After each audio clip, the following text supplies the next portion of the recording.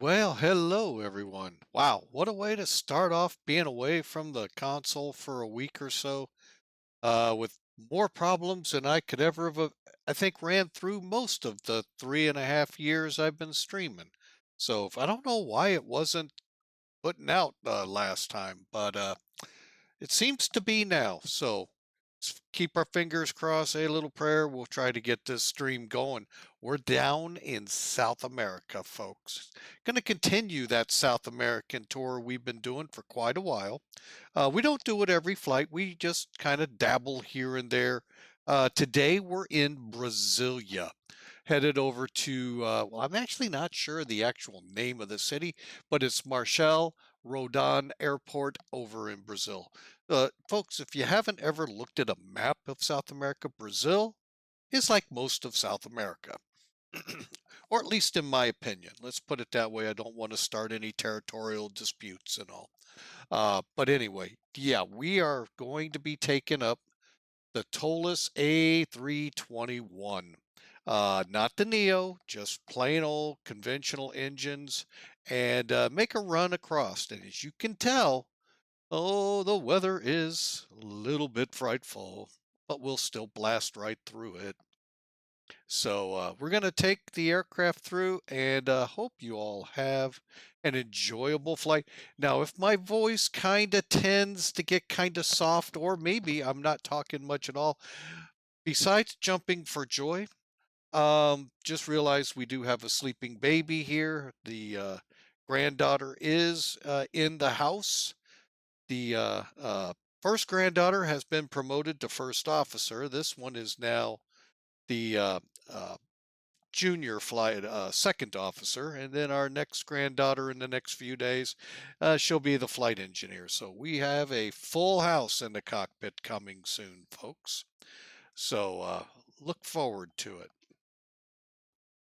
All right, so as promised, we are in Brasilia. We're getting our galleys all topped off.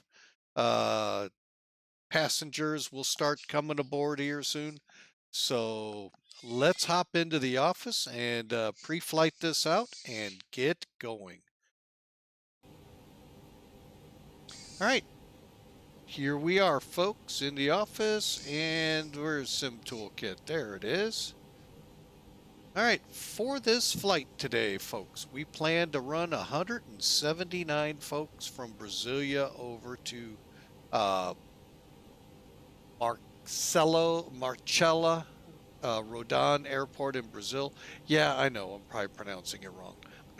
But anyway, we got 179 people, 9,800 pounds of cargo, and a pretty simple route at a cost index of 30.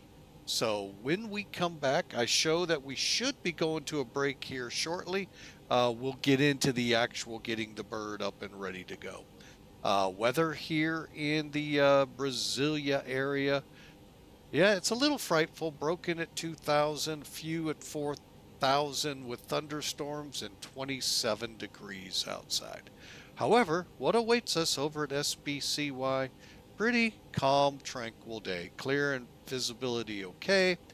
And a 290 west wind at about 4 knots. So really, overall, it's not a bad trip. Going to do a quick pre-file here with VATSIM, and we'll be soon ready to get the plane going. That all looks good. Alternate will be, oh, I determined this, and why didn't it take? Where is it? Oh well, we'll bring it right back. We'll leave it as is. All right, folks, we'll see you maybe after the break. I'm not seeing that we have gone.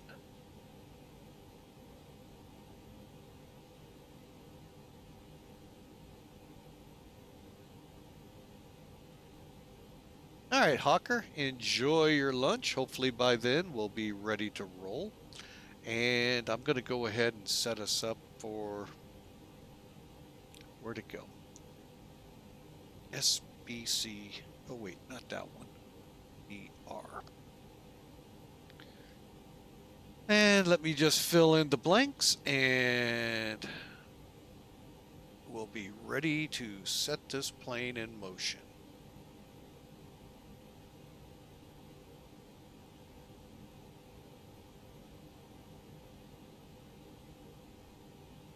Interesting. This is a performance level D aircraft Delta. Huh. I'd have taken it at the most a C. Wow. Well, learned something. Okay, and that'll wrap up the stream. Oh, just as we go into break. Oh, if only those that follow would subscribe so they could get in on the fun inside the breaks. All right, so well, let me get Sim Toolkit all set up here. All right, and did I file? Let's find out.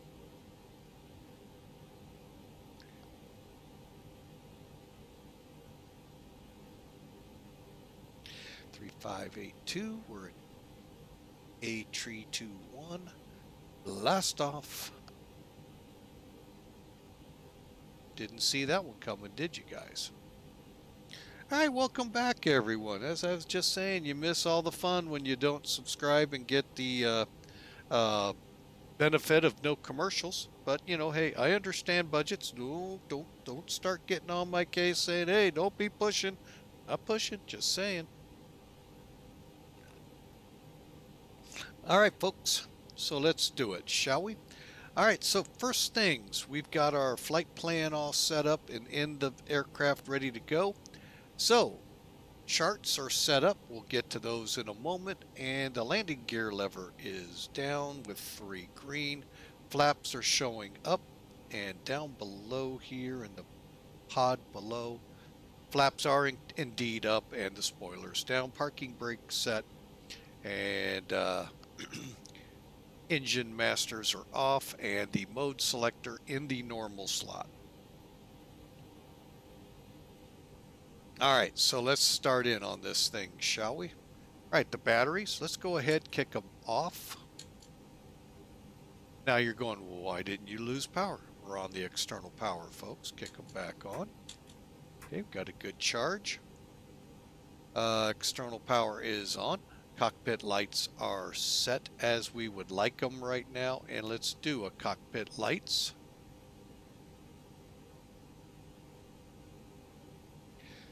And all the bulbs are burning brightly. Excuse me, folks. Okay, all of those are lit that way and that way. Here in the middle. Okay, looks good to me. Let's click that off.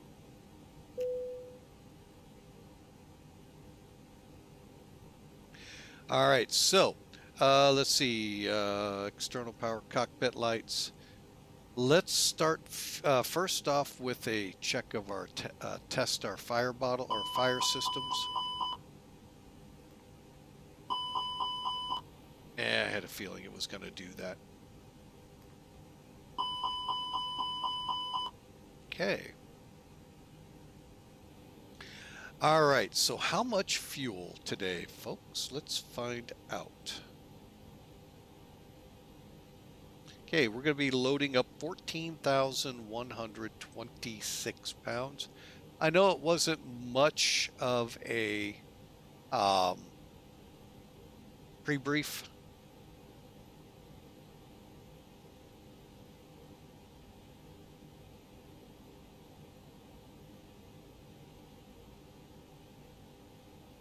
Okay, we'll request that. Let's go ahead and go to the next page.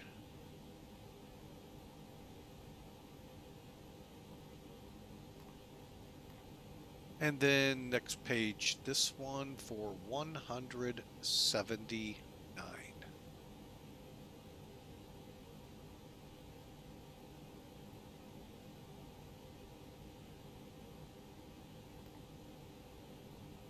All right, so over to the EFB we go.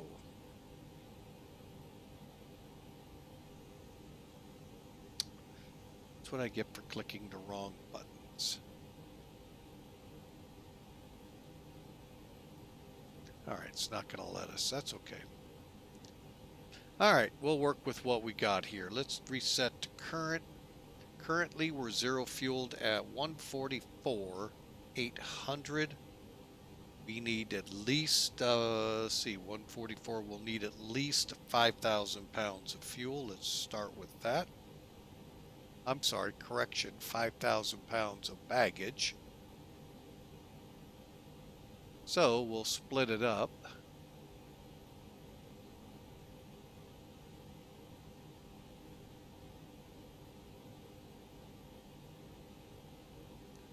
See how we did. I know we're not going to be at it yet. Oh, we went over 156. Okay.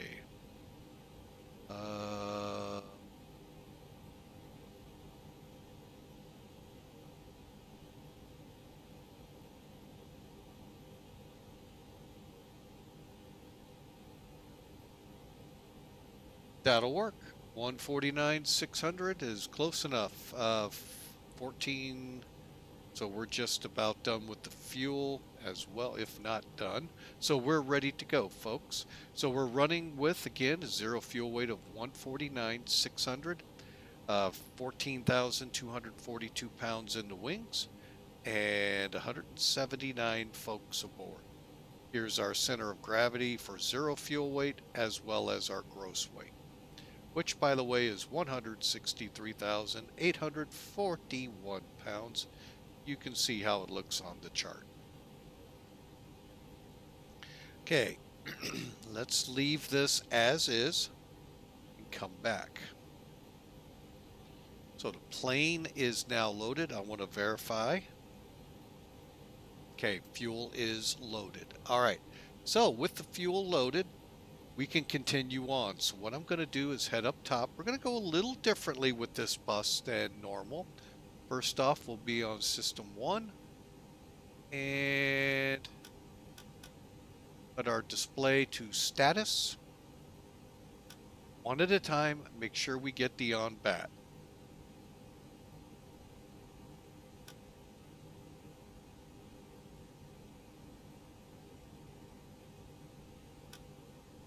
Okay, now it's not like Boeing where you go to align, then nav, and get hung up because you forgot to put it in nav. You just go straight to nav here. Now you're all wondering why I do it the way I did. I did it 1, 2, 3. IR1, IR2, IR3. I can't help that these airline companies can, or airplane builders cannot count properly, folks. Boeing does the same 3 on their 3. Left, right, center. You know, no, we're not going to go there. I was going to say, maybe that's why we had a door blowout. Anyway, I went there.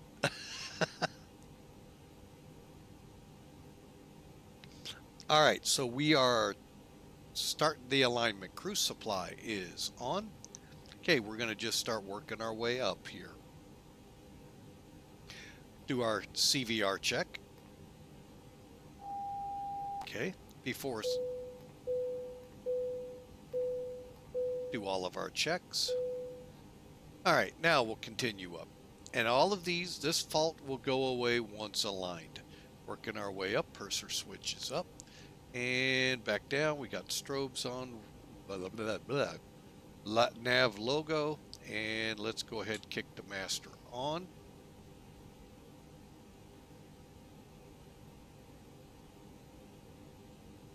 Come down here. We're just waiting on here for flap open.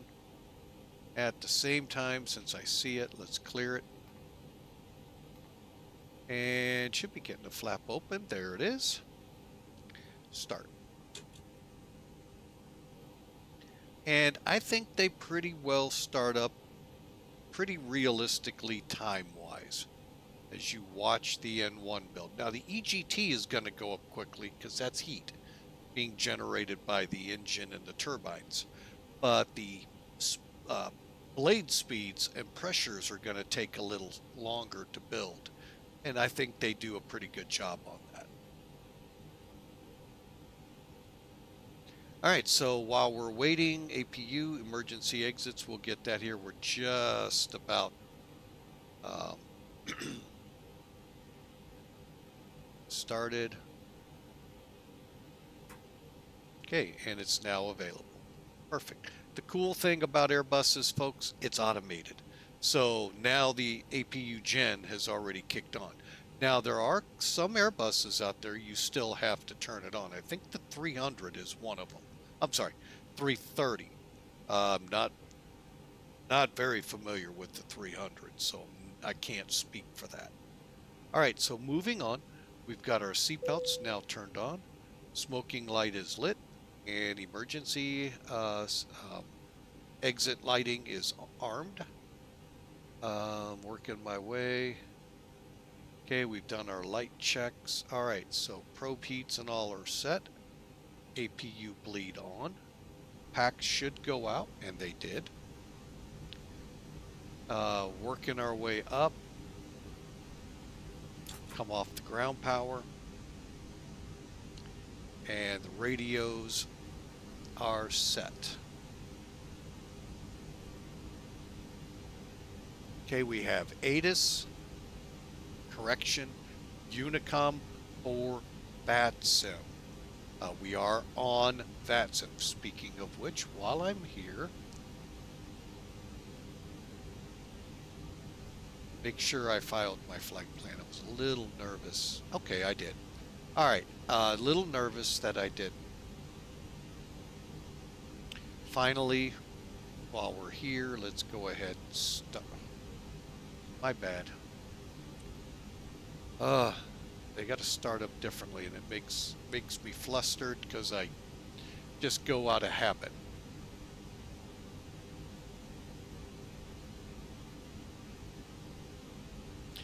So there we go, and doink, and start my flight.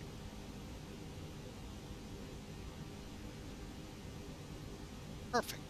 All right, the ACAR system for Millennium Aviation, otherwise known as MACAIR, folks, is running. Okay, and yep, now boarding. Perfect. All right, so we'll get the ATIS here. ATIS and ATCs are set. Standby. We're actually on X-Pounder, and the initial climb altitude, we'll set that later. All right, so let's head up to the McDo so we can get this bird airborne.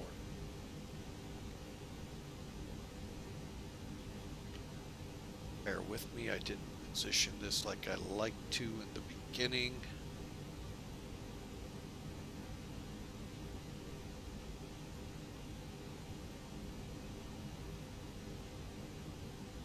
Perfect. All right. Sorry about that, folks. All right, so we want to make sure we're running with those of you out there, and I know there's a ton of you because I don't really hear a lot of you on other channels wanting CFMs. I like the CFM. They're aboard. See, nav data is good for a few more days in the month. So let's go to the init page. Now, real quick, folks, if you have a SimBrief account, or if you want a SimBrief account, just type SimBrief in Google or whatever search engine you use. You'll go to there and you'll just simply register. It's free. Once registered, you'll have this opportunity. You'll just be able to go in, show you where, in Toliss, real quick here. Go over here to Sound, Add-on Accounts, and right here type in your numeric SimBrief ID. You'll have to go into, log in, go to your account, and look for your user ID there. It'll be numeric. Stick that in here. Read the manual to know which ones you want here. If you want to be able to use CPDLC, and then folks, I'll be honest, I'm actually not finding a reason to. I've only been on with ATC once, and the guy didn't even use it.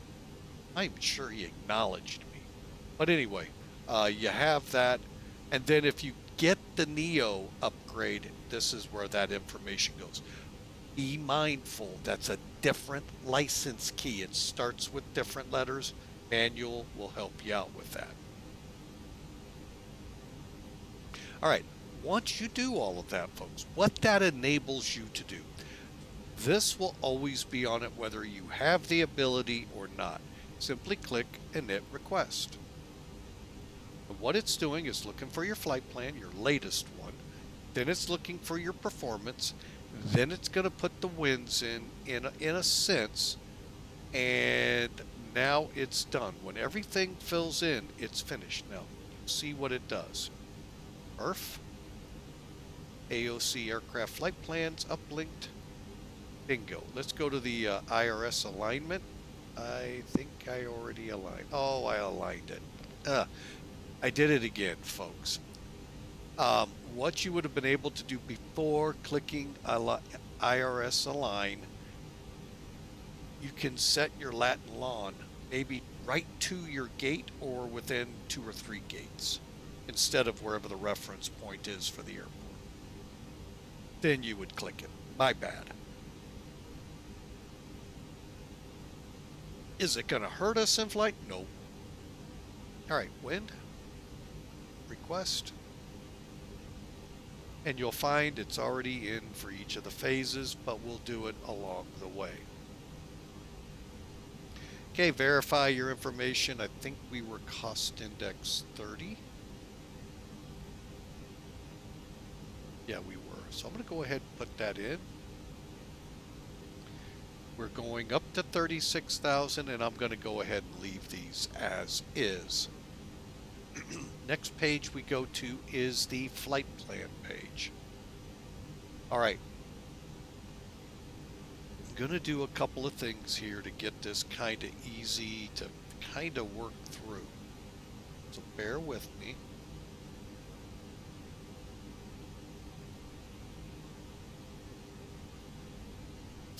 All right, what I've done here, I also have charts. Now, you can go to NavGraph. Now, if you already keep your FMCs up to date, the NavGraph charts is just an extra cost and a download. That's it.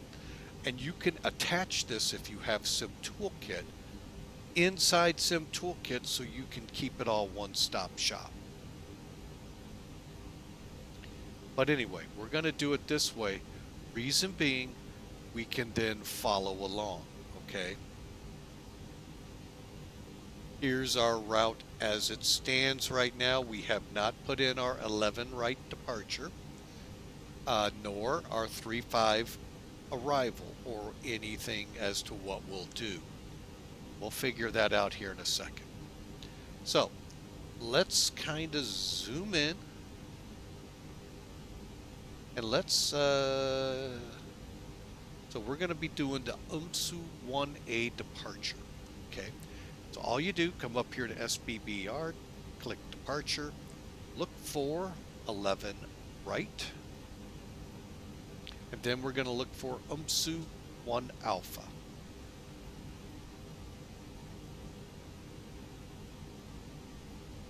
Okay, and there are transitions. Okay, let's pull up the chart. And this is one reason you might want to think about it. Remember, we're in South America. Those of my folks that follow me in the U.S., SkyVector is great for the U.S. That's all it covers, chart-wise. Okay, so all you're going to get are charts for United States, not even North America, just the United States. Canada's a new one. Mexico, you do get Alaska, you do get Hawaii, but that's all you get free.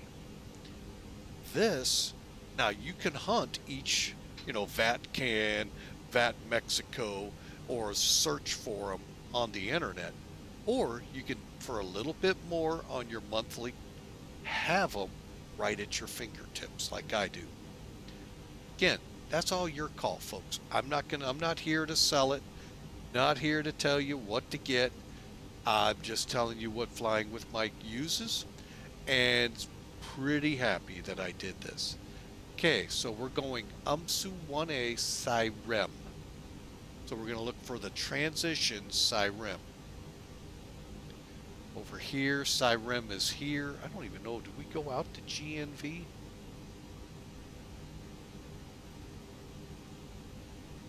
Int'l. Let me look at my flight plan again. It appears we do not. So SIREM will be the transition. So again, let's just read it left to right. 11 right's our departure runway. There's how we're going to leave, and that's where we're going to exit the standard instrument departure.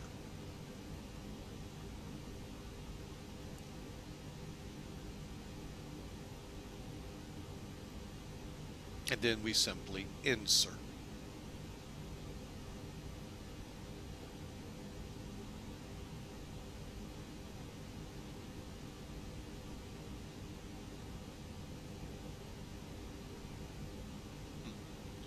Interesting, just looking over this while we're at the break. Oh, we're back.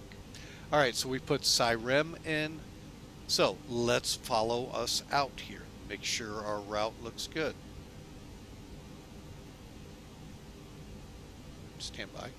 Okay, so we went to Lviv, Papid. Next up is BR 148. Sub. Not to be taken mistake of by unsub on Criminal Minds. And then there's our departure points, SIREM. So you can see everything looks good. Let's bring SIREM up. Then we're off to LODOV, MABMA, and then we start working the arrival.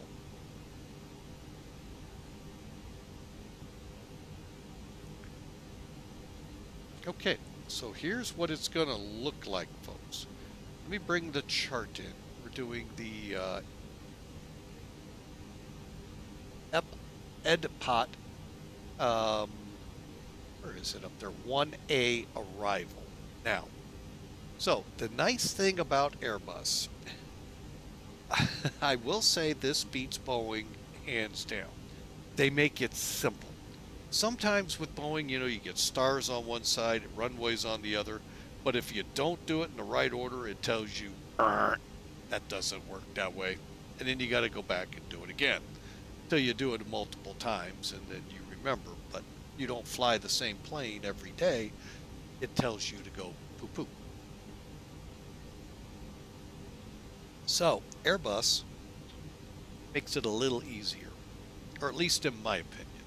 Click Arrivals, that's pretty easy. Then it gives you your approaches. Then your stars, and then if there's any transitions, like in our case, there'll be a MABMA transition. Sorry about that, folks. Wow, that came out of nowhere. Real quick, I want to look here so we just have the single runway. Okay. All right, so we need to look at, well, we got two ILSs showing X-ray and a Zulu. So let's take a look at them. Get rid of the chart for now. This is another cool feature. There are a lot of cool features here, folks, from weather overlays to being able to write on it, you know, and get rid of it, like an, you know, like a grease chart. So let's select. So there's X-ray and Zulu. Well, this isn't helping, but it's kind of helping. We've got an RNAV, a localizer, and but if I do this, oh, now I can see it. So I go from abound, which is, by the way, the end of that approach. Turn, it's like an RNAV, but it's not. Then I come straight over and straight in. Huh, I have to look at that one. 11 miles out, we join and come on in. Okay, well, what's Zulu? What's Zulu all about? Not Sulu from Enterprise, Zulu. Again, now we do a little bit of looks like a DME arc off of it, which is kind of weird. So we won't be doing that. And then the RNAV will look probably just like the Zulu. And, I'm sorry, the X-ray. And we just come over, come in, shoot it that way. I'm going to go with the ILS X-ray. And we'll go from UBDON. When I just did that, here's what it did. Connected the dots. So now you can kind of see, and of course with this feature here, you can follow yourself along the route. All right, so let's get over here. We left off at MABMA. So okay, so with all of this figured out now, we're doing the ILS 35 X-ray. ILS 35 X-ray. Our star again is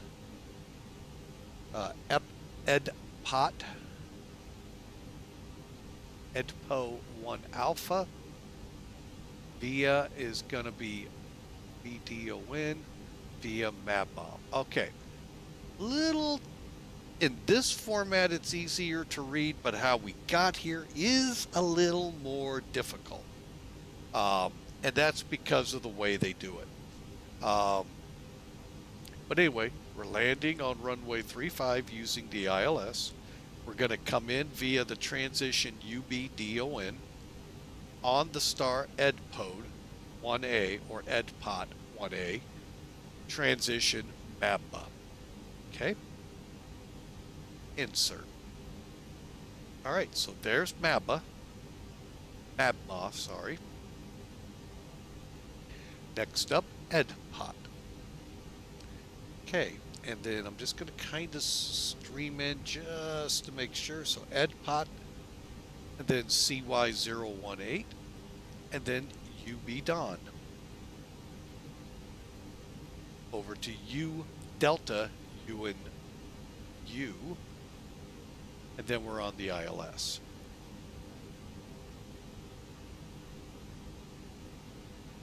All right, the rest of this is missed approach information. Looks like straight off to CY07 to hold, right-hand turns. Okay, now you see the end of plan. No, that's not it, folks. There's no alternate, so there is no flight plan. Okay, that's on me. I put it in for the report, for the filing of the flight plan. Didn't put it in here. Next, what it would have done is put the route in. Should we have to divert, we would have been able to put it in and divert. All right, my bad.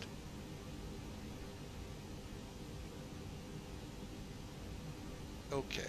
Oh, I didn't want to do that. Okay, and that. Oh, and that. All right, so there you have it, folks. Okay, so the route's loaded. Next up, we go to RadNav. Everything looks good. In case we bounce back, then we go to the init page, page 2, or page B. And we're going to want to verify our zero fuel weight and our zero fuel weight CG.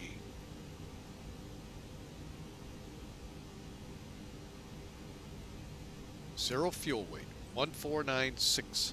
1496. Drop the zeros, throw a decimal in between. Zero fuel weight CG 28. ZFW, folks, not this one. We're not even close. So, I'm going to put a slash 26.9.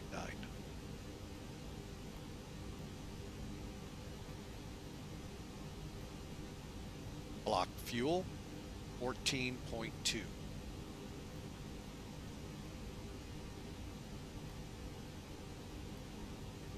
Okay, so now we're showing a takeoff weight 163,400, 163,800. So we're in that ballpark, folks.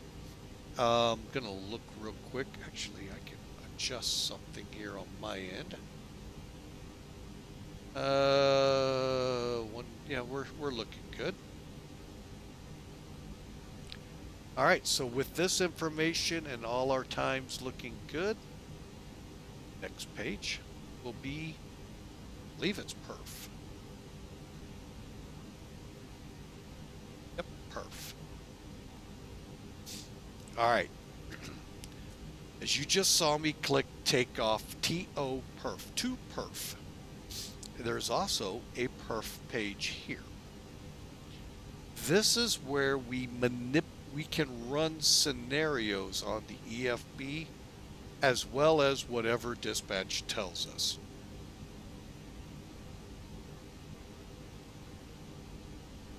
See how it stacks up, if you will. All right, here's the fun part. May bring in charts, we'll see.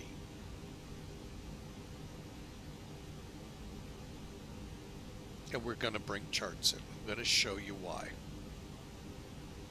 We bring charts in. We're going to cover this EFB up for a second. All right.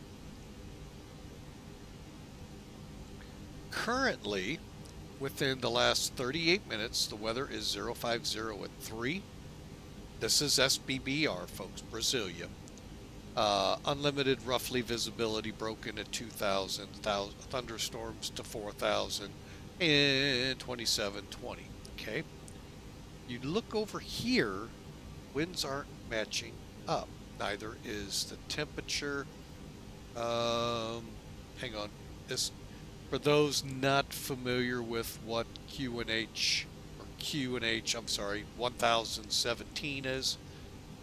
Hey, it tells you down here 30.03. Okay, so what I'm going to do is put this to the numbers we saw. So 050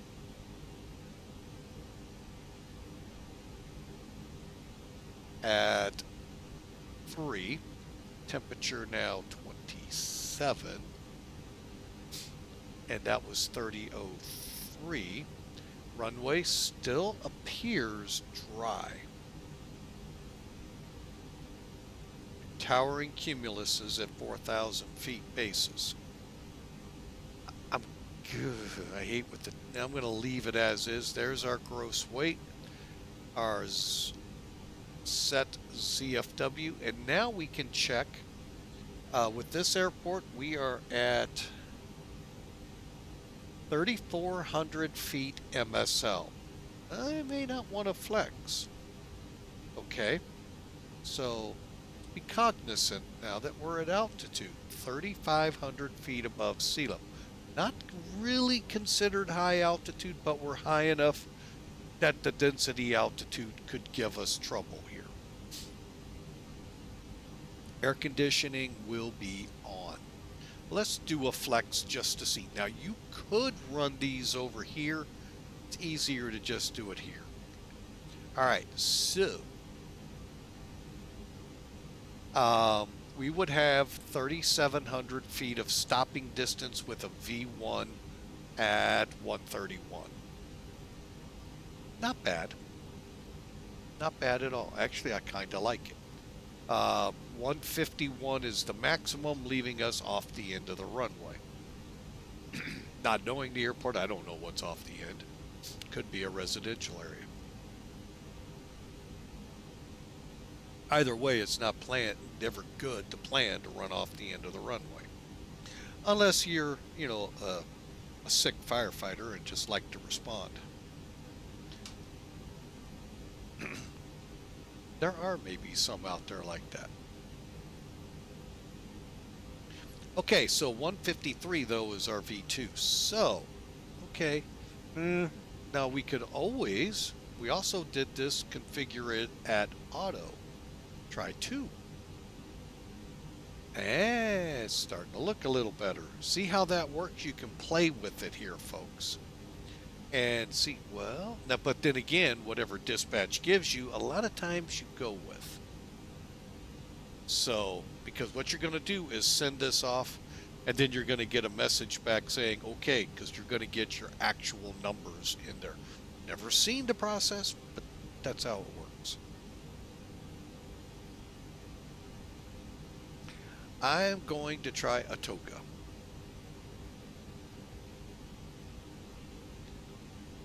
That's actually not too bad either. Flaps 1. I'm going to just plan a standard flex. Alright, so we know the numbering over here. Let's translate over to here. Also, since we don't have an ATIS, we can't get the well, yes, we can. Okay, transition altitude is 7,000 feet.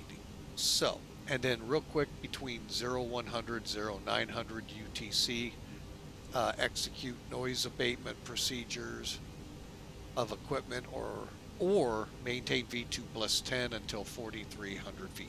Basically 500 feet above the ground. Then V2 plus 10, V2 plus 20 to 6,500, and then we're cleared. So obviously that means the city is right here. Okay, so let's come over here, uplink.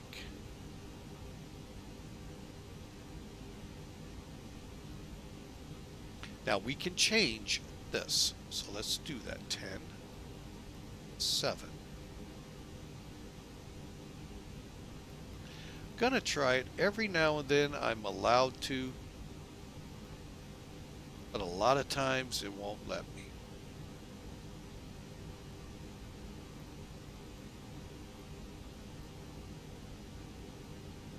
And this is one of them. Now you could cheat, folks, and use your keyboard. I don't mention that enough, but yes, you can cheat.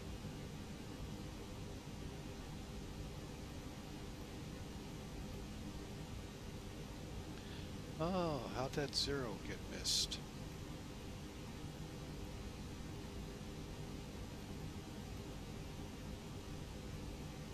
Dry runway. Now I could set it to flaps 2. Let's go ahead, receive takeoff.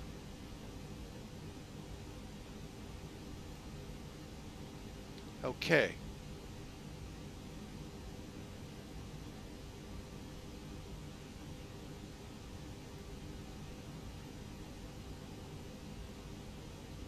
And here's our flex, 148. Okay, let me get rid of charts. Sorry about that, folks. All right, so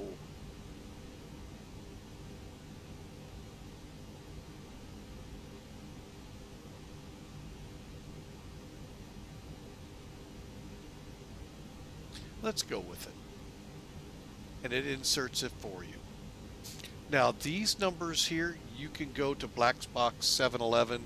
If he's flown here, if he's got his databases set up, you could get this refined a little bit more. So we're ready to go, basically, folks. That's the setup here. All I'm going to do is do our setup for which is which. Pilot flying, we're on the perf page. Pilot not flying, F plan page. Okay. And folks, that means we're ready to start up.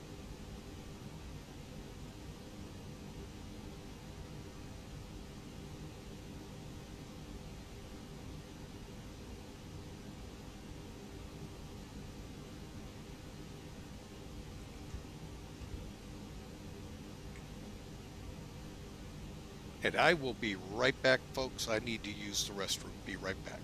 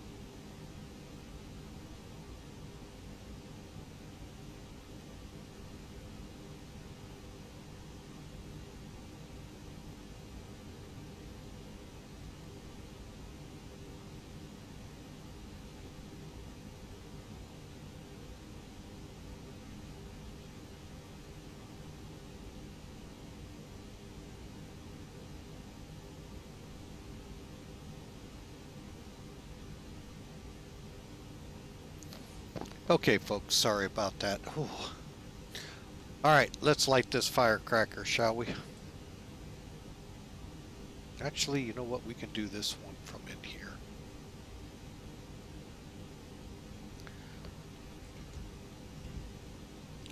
All right, so we just got to close. Oh, wait a minute. All the doors are closed.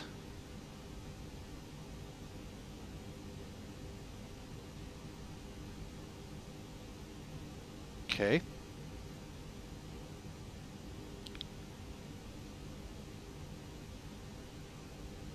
Yep, everything's closed up. All right.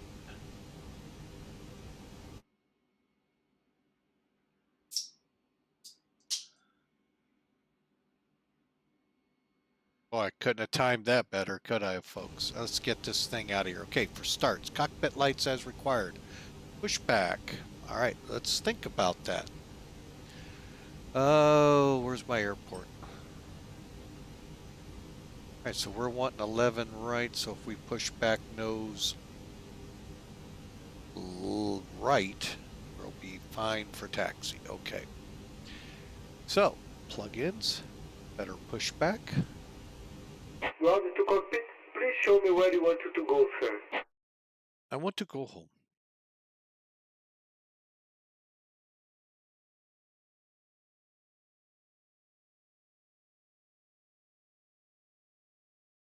Grounded to cockpit, tow is driving up.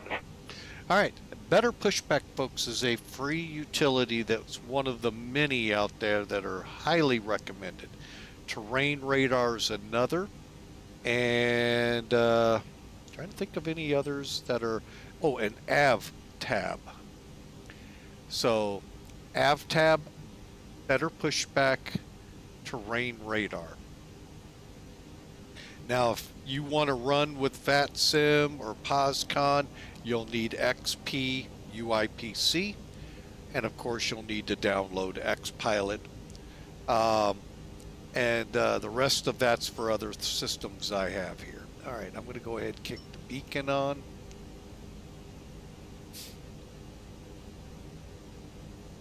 Okay, all doors and hatches are closed, ready to connect.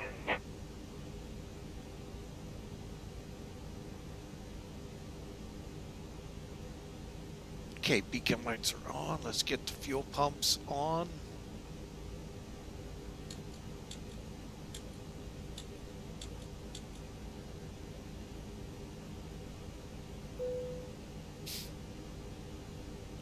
Okay, pushback clearance, pushback begin, and then we'll start the engines. All right, let's get the front set up here with our current altimeter.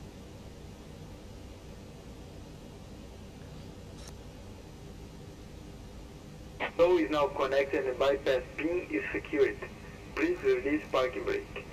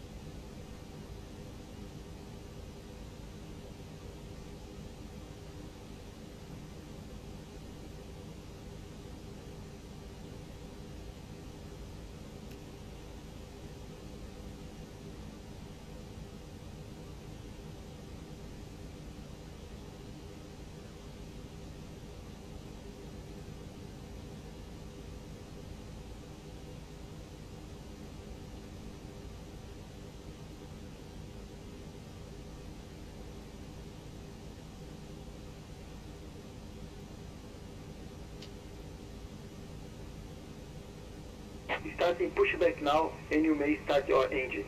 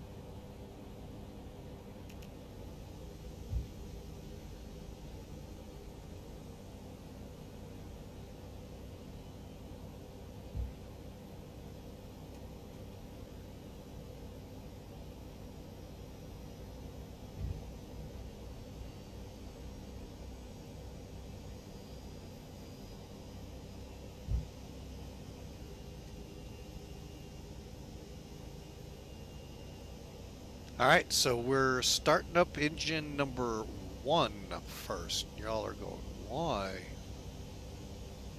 Because.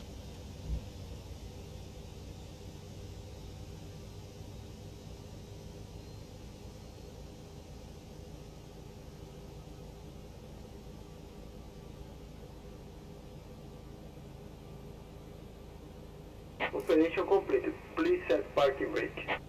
Brake set. Disconnecting tow. Please stand by.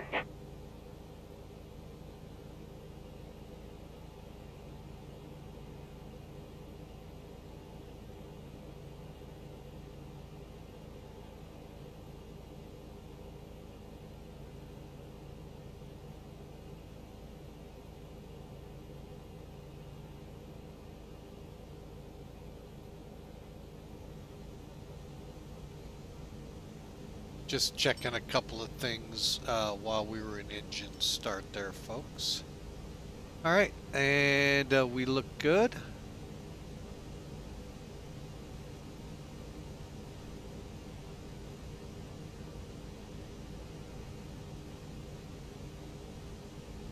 Tow is disconnected. Bypass pin has been removed. Hand signal on your left, sir. See you next time and have a safe flight. And thanks for using better pushback. See you next time.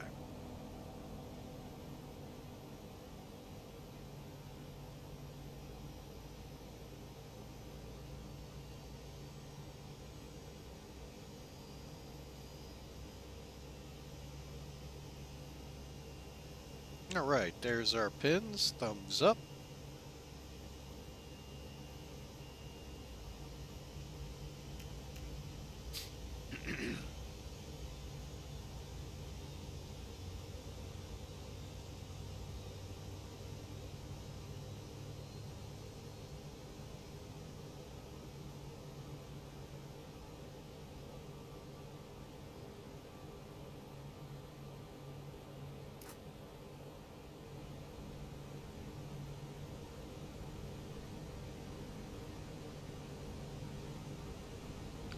All right, we got the available. Start the clock. We got about 3 minutes, folks, to warm them up. All right, so with the engines running, parking brake is set, and we'll put this back to normal for now. All right, moving on down. Flaps 1, spoilers armed. Nav displays all set, flight directors on, auto brake max.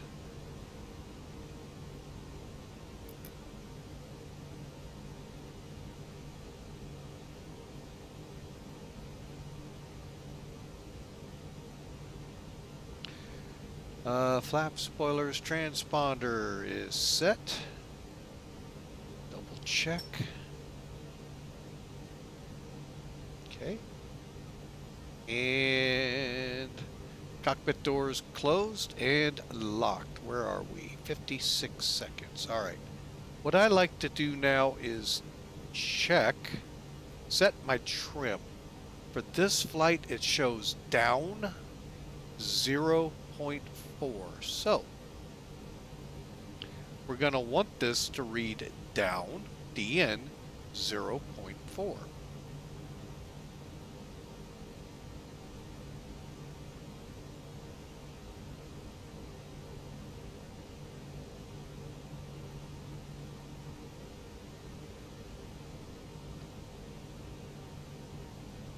Now I do my flight check.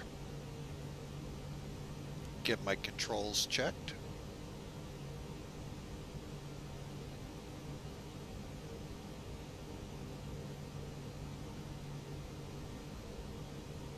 Always making sure everything comes back to centered.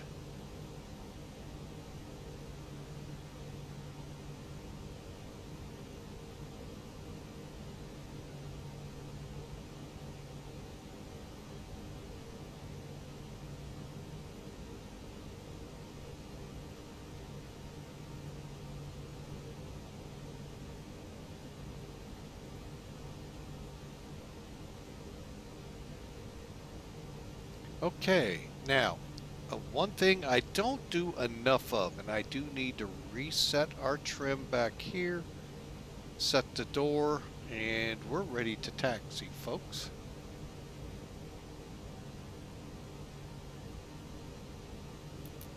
Terrain and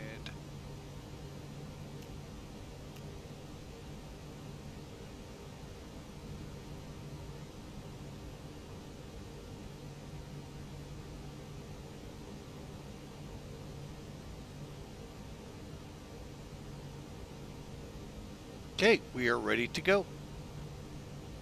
There's 3 minutes.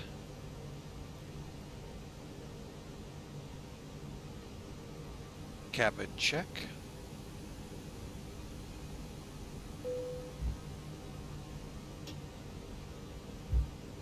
And do our check. All right, we're ready to go, folks. Hope you enjoyed. A little quicker than normal getting out of here. As I told somebody during the week in our Discord channel, he's going from flying Zebo for a while back to the A319, and I told him it's a piece of cake. Airbuses are a piece of cake to fly, in my opinion.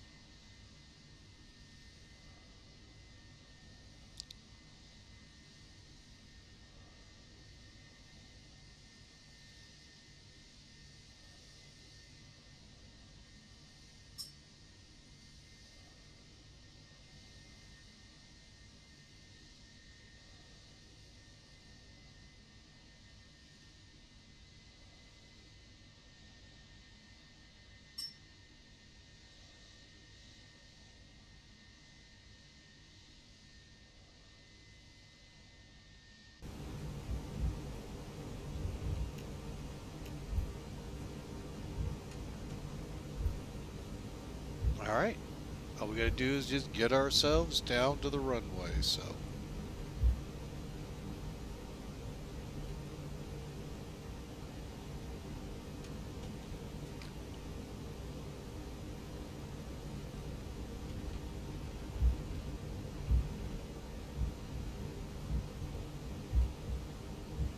I'm gonna head on down to Tango and then over.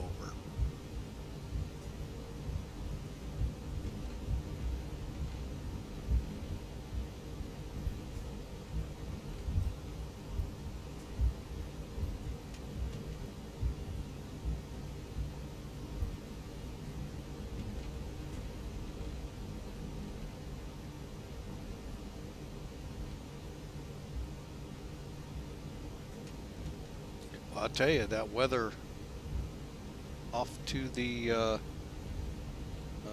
guess that would be down to the south. I'm trying to have a hard time picturing it. Really, let's see here. Yeah, they're really putting some lightning out, although it's about to come over the field. Well, it is over the field according to radar.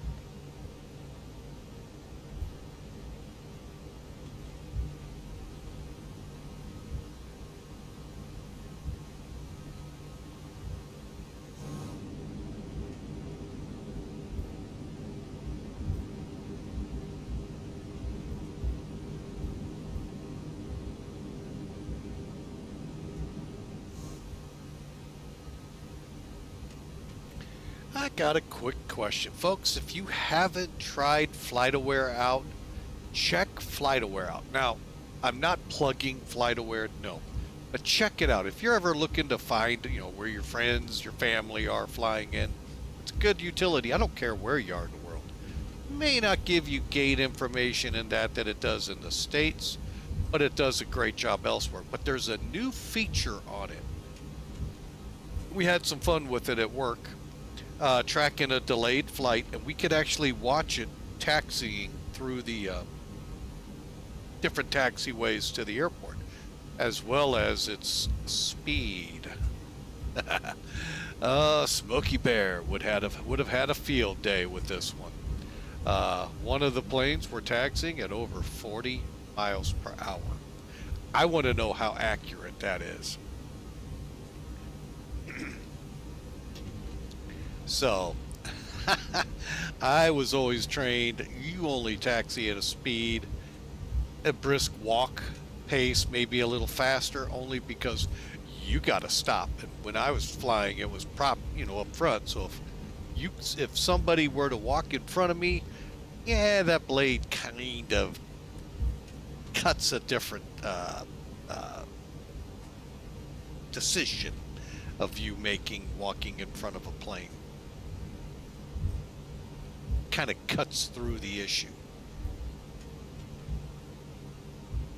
So, yeah. So I'm just kind of curious. So, airline pilots, are you willing to fess up here? Do you taxi faster than you really should, or what? Because FlightAware, like I said now, that's a neat feature. And it was cool because once he got on the end of the runway, you watched him go down. Gets about 160, 150, 160 miles per hour. You can actually start seeing the altitude spooling up. So that was, like I said, it was really a cool little neat addition to FlightAware. Don't get me wrong, I'm sure Live ATC does it too. Ooh, what button did I just hit? Oh, that was not cool.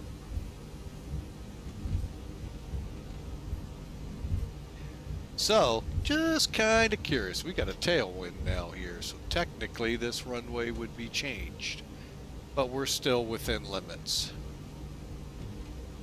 And there's the town right off there in the distance. How about that?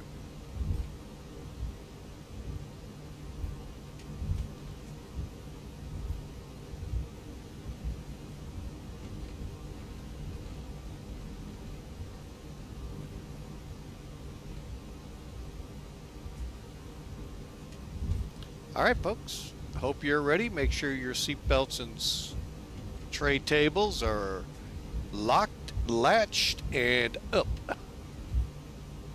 Because we're about to go fly with Mike.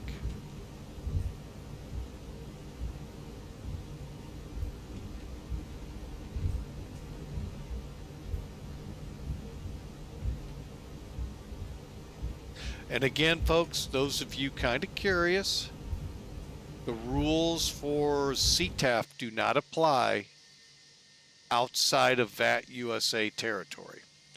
That is the United States. So, Brasília traffic tame. Hang on a second. 3582 departing 11 right. Forgot my flight number.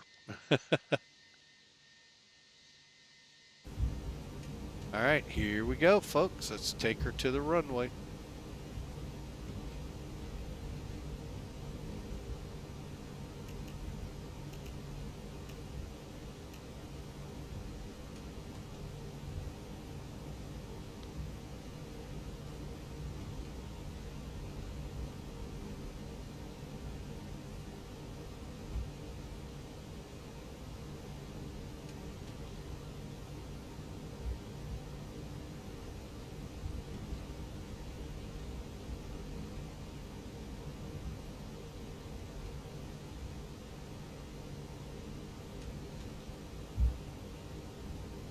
Here we go.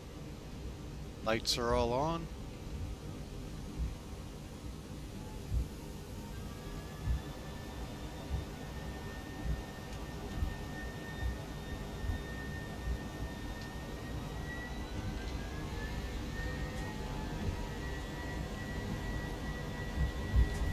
Okay, there's our flex.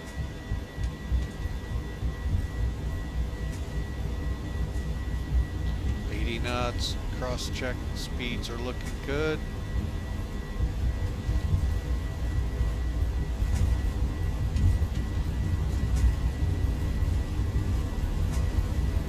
Coming up on V1. Rotate.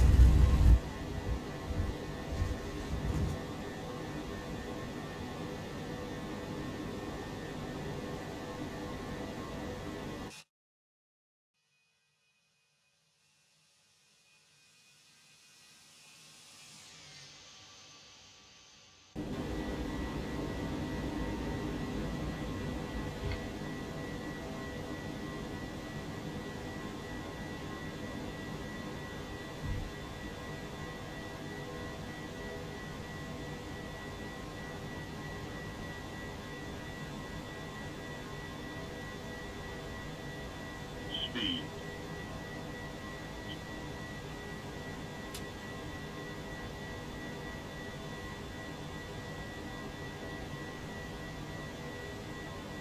Okay, I've changed my mind. We are going to fly through it, so engine ice on.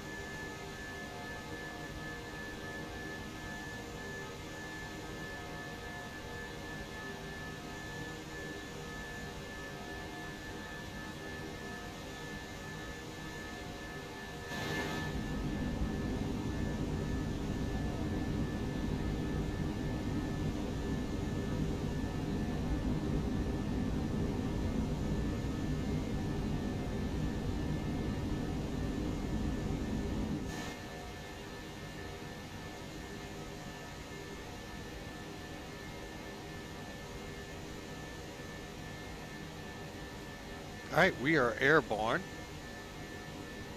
All right, let's disarm flaps. Coming up.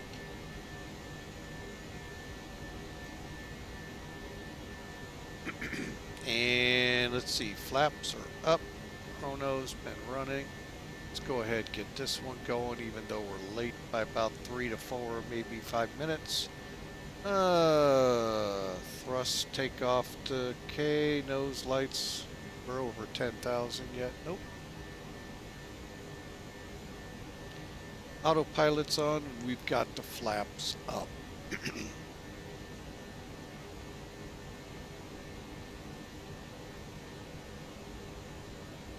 Transition level achieved.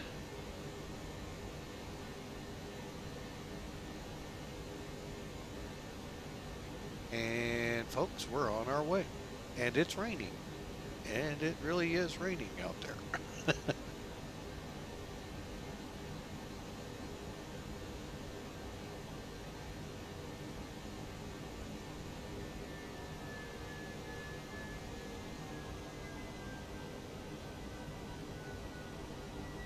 Got an intermediate altitude restriction.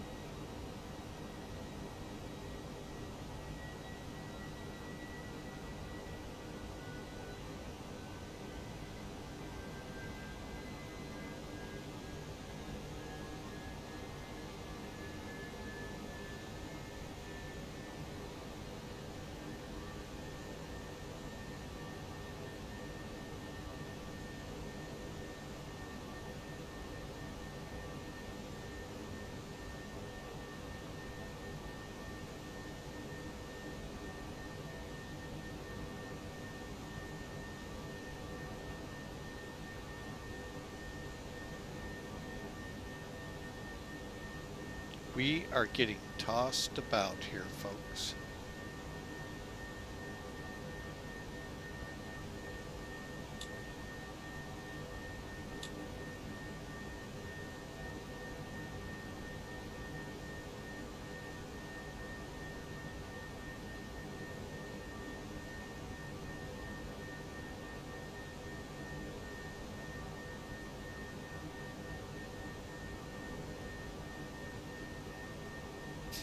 Wow, boy, are we getting tossed.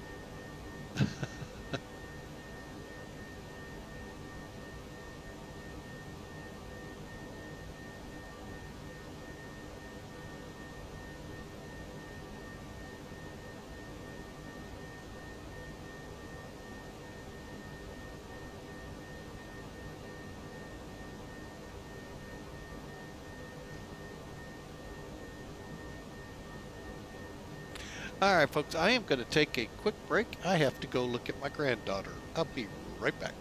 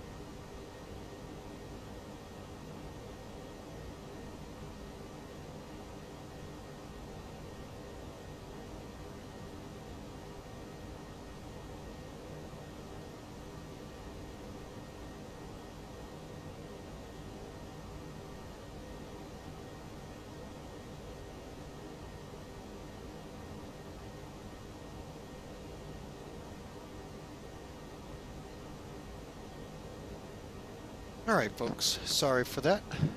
Had to visit with the granddaughter, the new granddaughter, only 4 days old. So, as we punch through another cell, doing a little better here. This one isn't as choppy, but we're still getting some good bumps. Air met wise, we do have SIGMETs in effect until, actually now one's starting to come into effect for SBCY, so the weather is changing as always. We're in a new SIG. So, yeah, you know, it's going to be probably bumpy most of the way there, but we're punching through, getting ready to come out into a blaze of glory.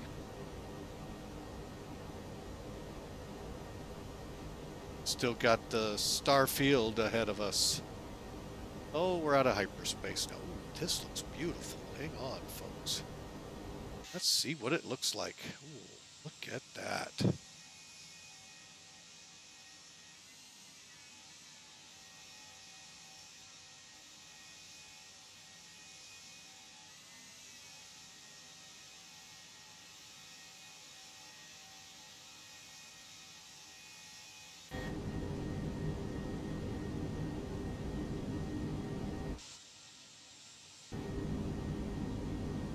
Boy, that looks beautiful, doesn't it, folks?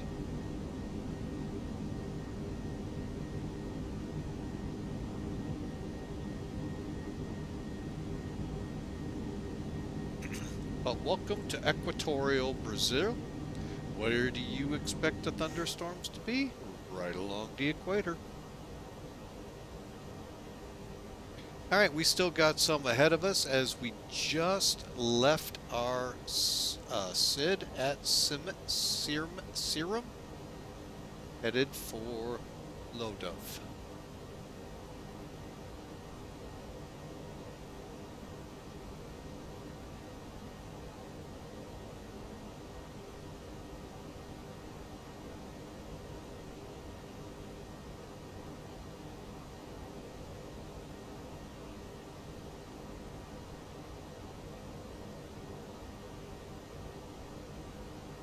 Again, hope y'all are enjoying as we work our way over to Sierra Bravo Charlie Yankee here in Brazil. Our next flight for the South American tour, I believe, takes us down towards Ascension. So I'll check it out here once we get going.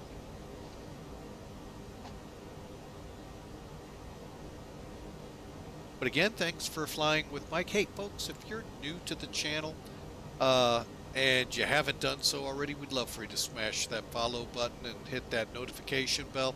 That'll only let you know when we go live next time.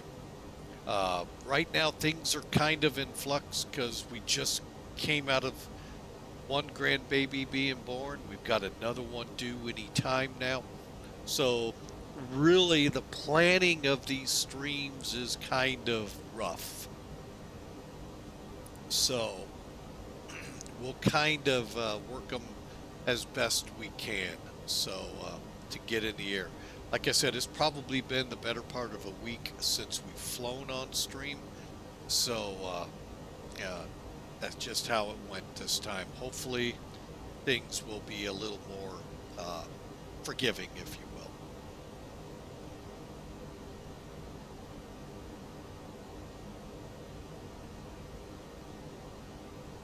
All right, so our showing it 1 hour. I'll be right back.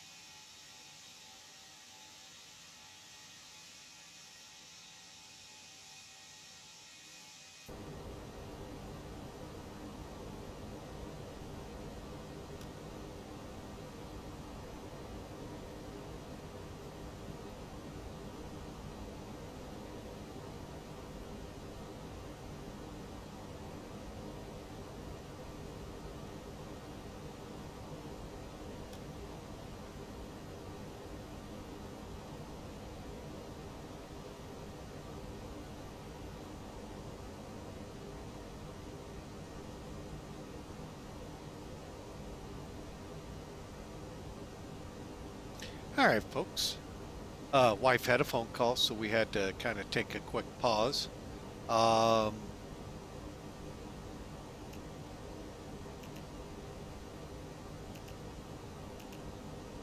just noticed something on this plane, folks. There's no pack flow valve. Or am I like missing it? Usually it sits about right here. Huh, maybe the A321s don't have that. Because I was thinking, ooh, we're up at higher altitudes, I ought to be running more pack volume, but maybe that too. So I just noticed that. Wow, look at this line of storms coming.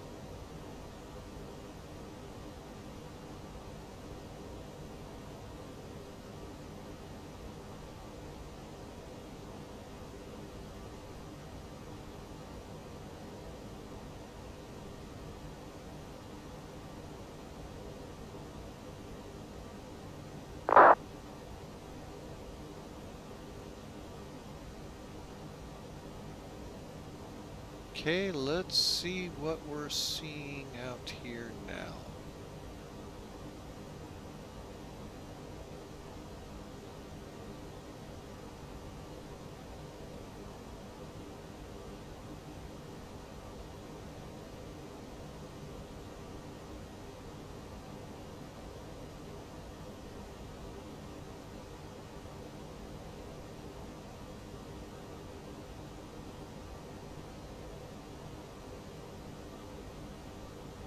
All right, ATC is still hanging over Bolivia, but I'll have to look at that schedule here in a second. But what I want to do right now, folks, while we're still climbing, let's kind of get into this arrival brief a little more in depth.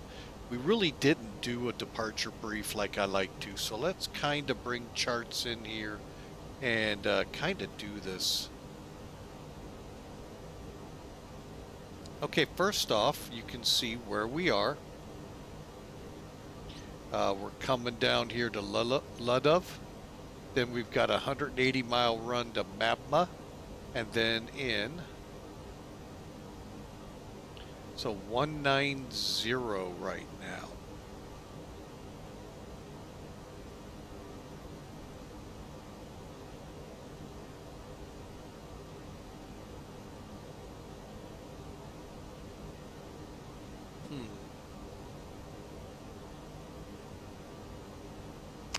Looking at the TAF here, folks.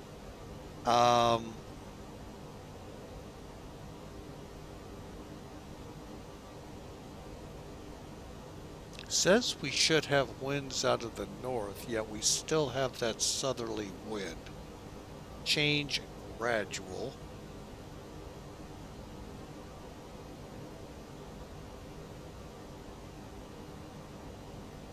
And that expires at 200 Zulu.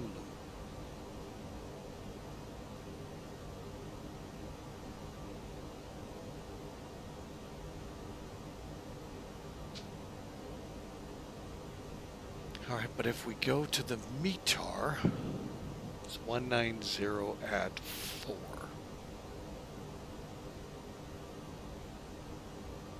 Since I'm already planned, let's keep it 3.5 unless ATC changes our mind.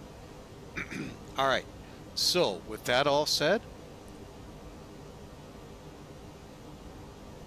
well, why don't we do that? Let's look at the weather one more time. Currently, 190 at 4 for the winds.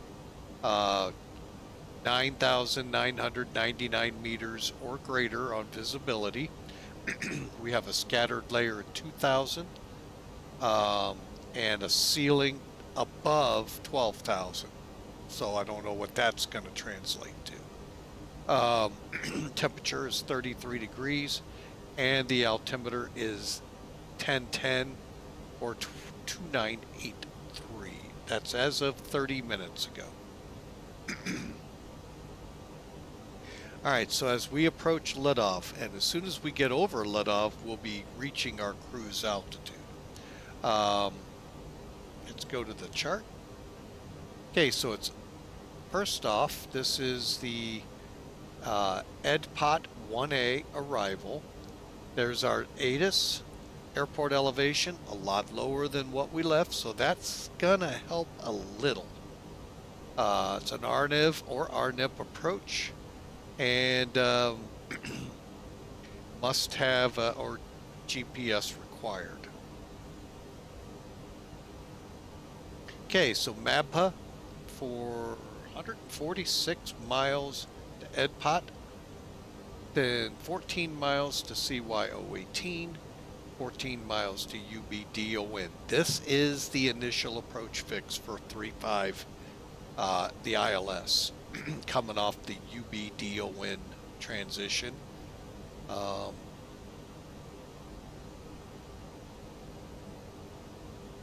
And that's it on this chart. Stepping over to the ILS chart. I know we have some in training. Folks, take it with a grain of salt. I didn't get a lot of training in instrument flight rules, IFR, so I do my best here. I was a private pilot, so I can work and talk in that realm. Getting me into instrument, I'm only going with what I've learned through the flight sim. So that's why I say don't take this as gospel, folks. I want you to pay attention to your instructors, do it as they tell you, not as I do. So again, across the top are our frequencies. Now, if we were in a CTAF situation, here's more than likely your CTAF. We are not. We are not in VAT USA, so that does not apply.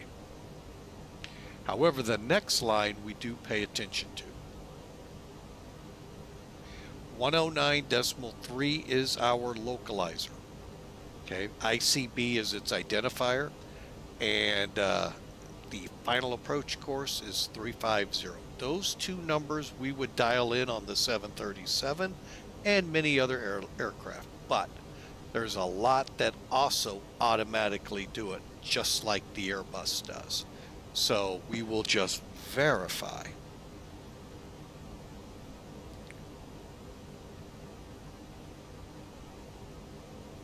Oh, excuse me, folks. Worked last night, so a little tired, but not much. Got a good night. We got a pretty decent amount of sleep. And after the week we've had here, I was kind of thankful for it. All right, so XO DUP, which is right here at 6.5 miles. We need to be at 2,230 feet. MSL.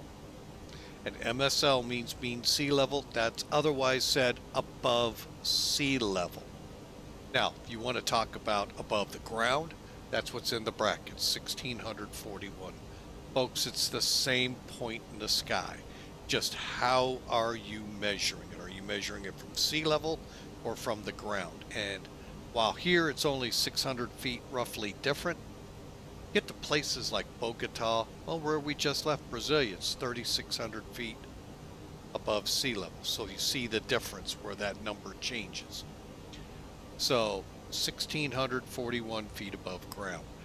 That's where we need to be on glide slope and descending in. Next to it's our decision altitudes and height. Height above ground, altitude above sea level. Bold is always going to be that. Now, one tip I believe is true. You guys out there can correct me if you want. I am okay with correction. METARs, which is what determines whether you can actually shoot the approach in inclement weather, are above ground level. You'll understand that flying into a place like Bogota, where it'll say 3,000 feet, or we'll just take our METAR right here. Imagine this one here saying scattered clouds at 020. Folks, that can't be 2,000 feet above sea level there. You're not even above the ground yet.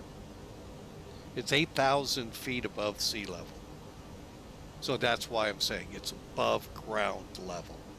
So Yeah. Although, just a caveat, a lot of older ACAR systems recorded that as instrument and potentially low instrument conditions. That was kind of cool. But anyway, I digressed.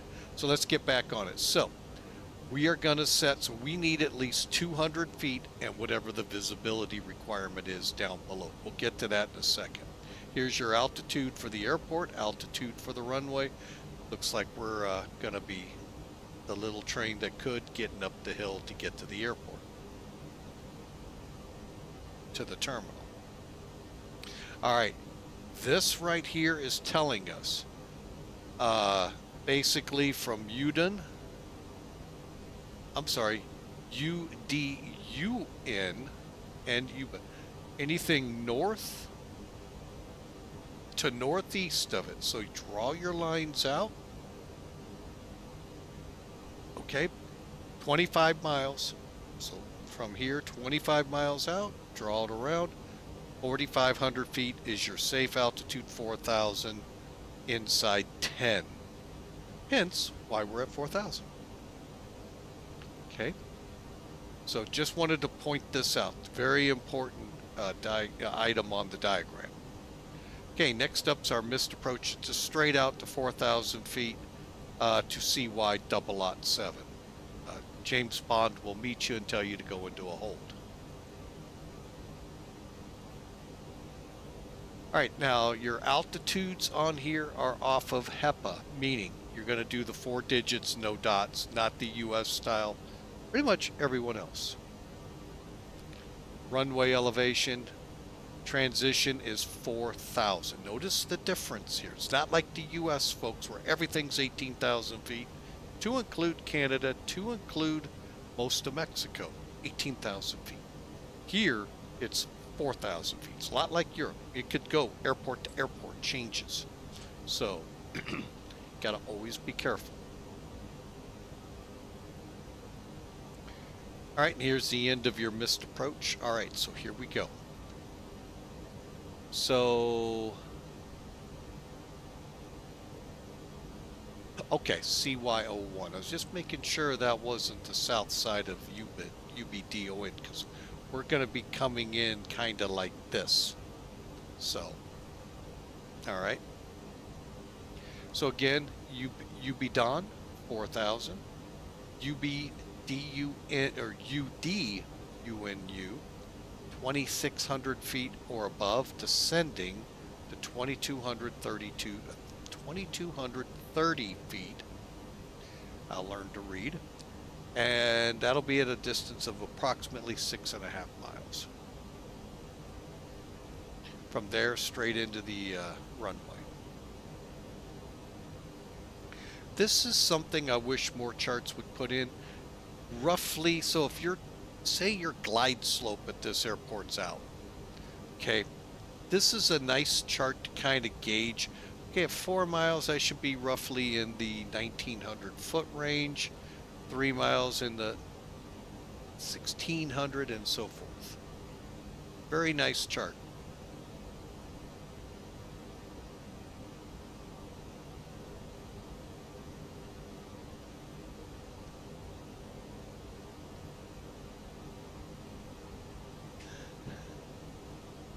So, all right, so there's our descent profile. Now, if they would put the time down here, that helps you out on how far to the missed approach point. But for now, as long as we run at about a 700, let's call it 30 feet a minute descent, we should be okay on a 3-degree slope. We've seen where this could fluctuate, so take it with grains of salt, folks. And then finally, the moment of truth. Remember I told you we were going to come back to visibility. Okay, there's our 200. We got to have that on the METAR. We got to have 1,200 meters. Okay, so as we look over here, we have, now, mind you, it has to be a BKN or OVC. All right, if you don't have, so anything other than broken, BKN, overcast, OVC, we don't worry about that being a ceiling. That's what would set a ceiling, folks. So in this case, scattered at 2,000. Well, even if it said scattered at 002, we can still come in, folks. It's scattered. I can fly VFR into there. I just got to stay away from the clouds. So understand that it's broken or overcast that will determine a ceiling, and that's what your ceiling is set at. It's 200 feet above the ground. In this case, translates to 789 feet. Now, the visibility requirement, 1,200 miles. 1,200 miles. Yeah, as long as you can see it from, say, Brasília, you're good. No, 1,200 meters, my bad. So as long as we meet at least 200, which we got, at least 1,200 meters or more, which definitely 9,000 is higher than, we're perfectly legal to fly this approach and land at the airport. It's not in a instrument reasons closed. There are rules regarding RVRs. You guys in instrument training and you instrument pilots, you know them. I don't. Let me rephrase that. I've been told, but I don't think I understand that RVR could take over versus some other items. I don't want to say that, authoritatively. I am kind of like skeptical of it. So I go with 200, 12, and 1,200 meters. Okay, so we're good to land here. It's basically all that's coming down to say.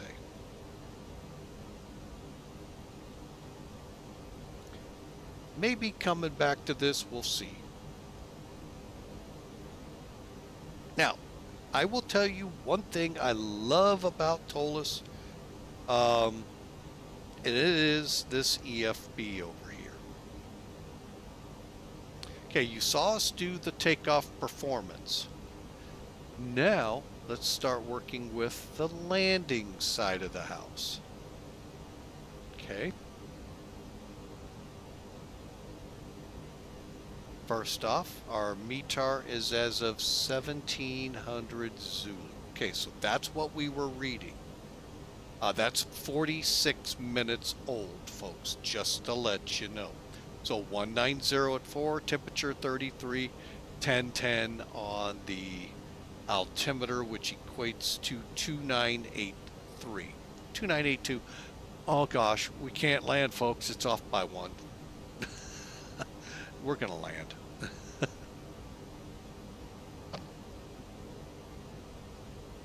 Again, a neat feature with this EFB. Okay, we got a runway over here, just like we did with takeoff, see? 7,587 feet. I can play with this, folks. Obviously, we're going to be full flap on the landing, but do I want low brakes? Too low?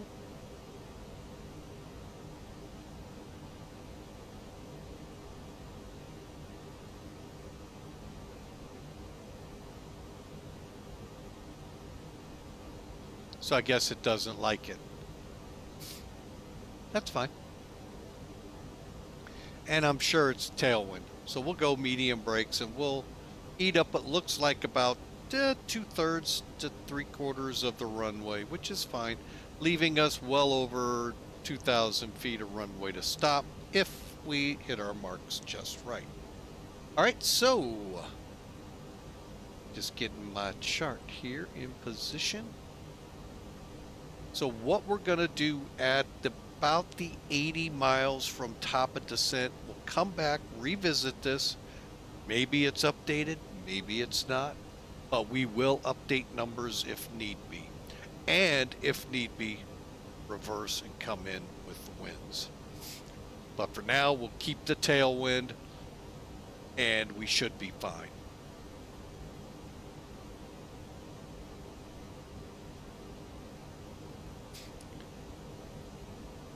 All right, speaking of top of descent, folks, we're 155 miles out. We've got our preliminary information for our landing. We're landing medium brakes with the reversers, obviously. We're not going to have the anti-ice on right now. May come back on or may stay on if we start seeing thunderstorms in the area. And over here on the right tells you how much runway we're going to eat.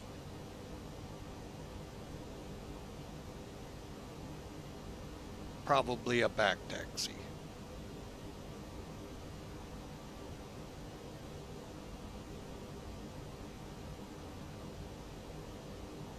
Okay.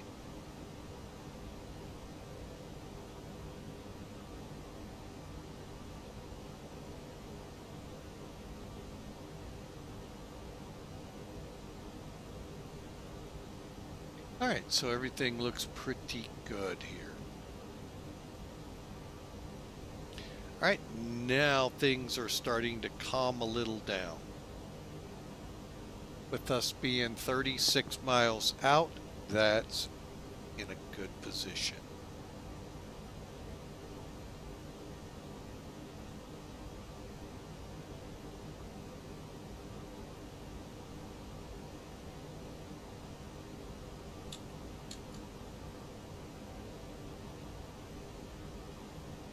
Okay, quick system check here that we haven't done yet. Thing looks good. Hydraulics look good. Fuel. That's what we're going to work on now.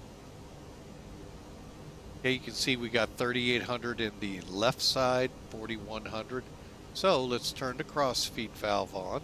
So now both engines are feeding both tanks are feeding our engines. Now we're going to shut the pumps off. Left side, left side. Now the right side is feeding them both.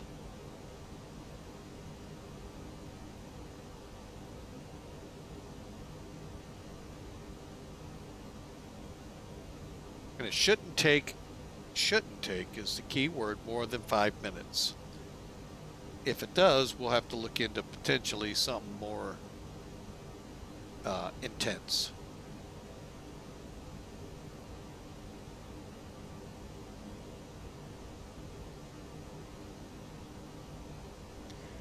Okay, everything's looking good.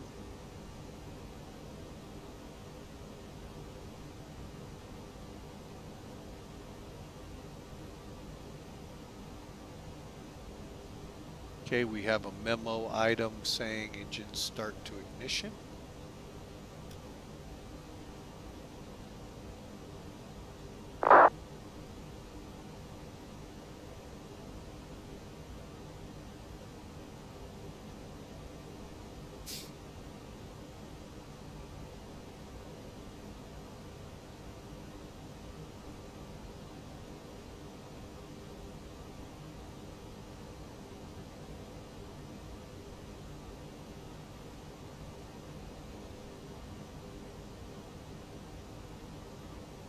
Okay, we got not much more time. We're almost there, folks. So let me get back up here, then we'll talk one other area here in cruise.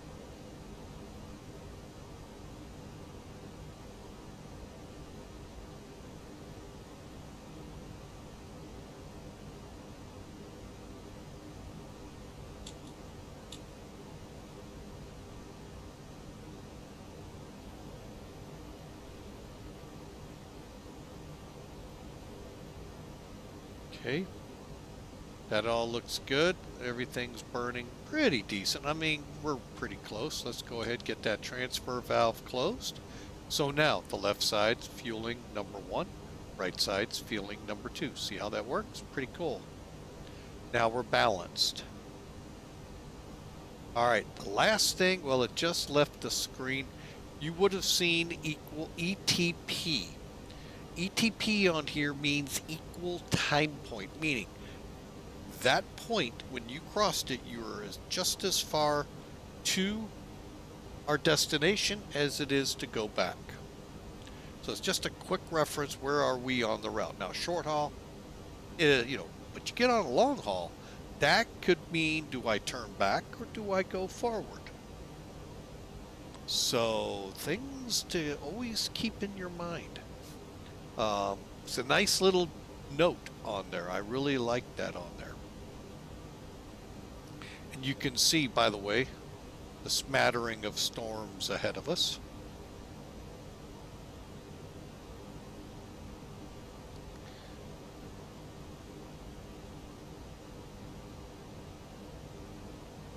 Okay, I'm going to start getting into the descent checklist, folks. Okay, so cruise, we've done that. ECAM cruise page.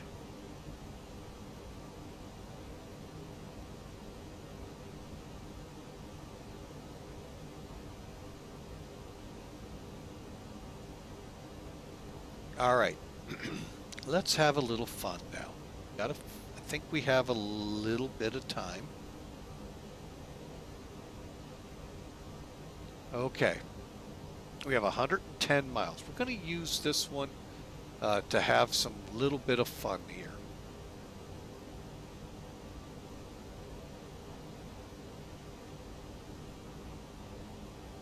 Also to see what all we can and can't do.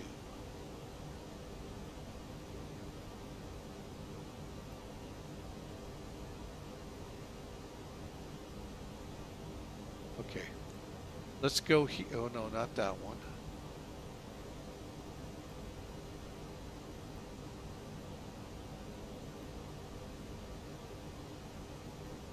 Most likely no ATIS. Okay.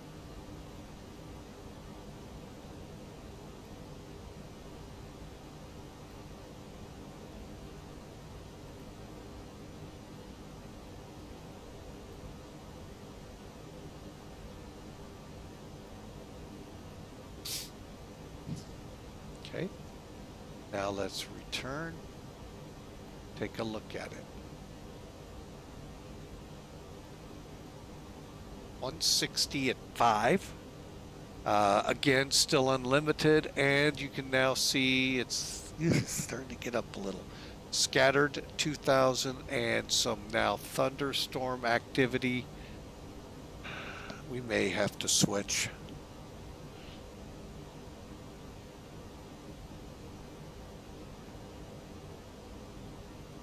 Well, let's keep it. If anything, we'll fly a visual. Now, we'll see if it printed. It looks like it might have.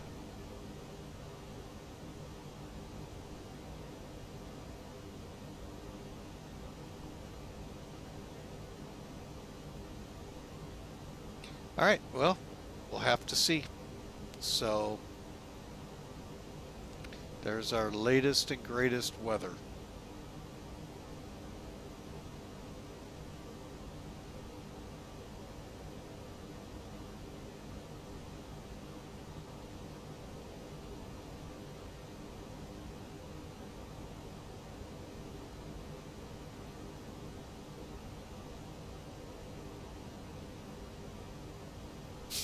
And again, this is part of AvTab right here. That's free, that you just put in your plugins here, folks. And it lets you get a moving map of where you are. It will also show traffic, once it populates in, around you, if any.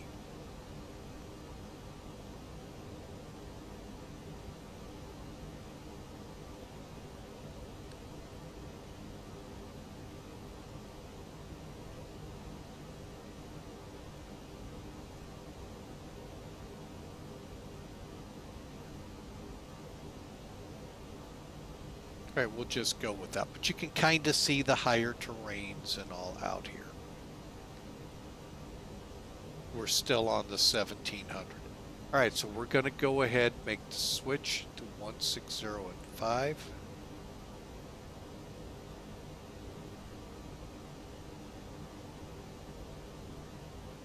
temperature still 33,298.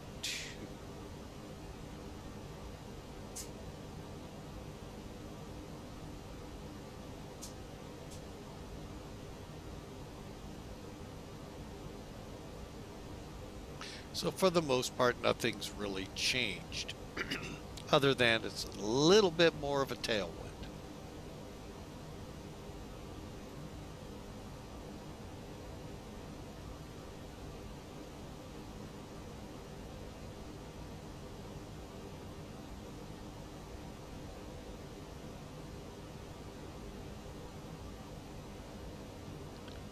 Okay, come on, computer.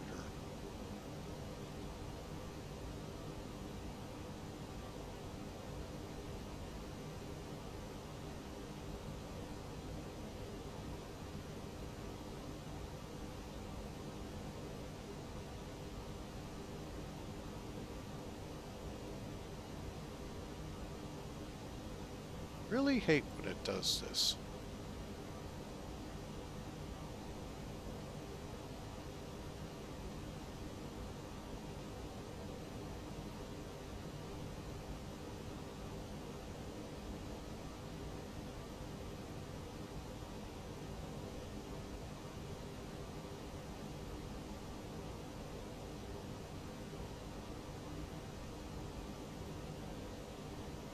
I think my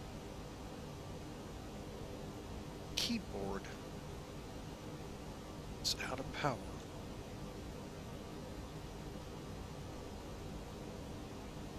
That is not gonna be cool.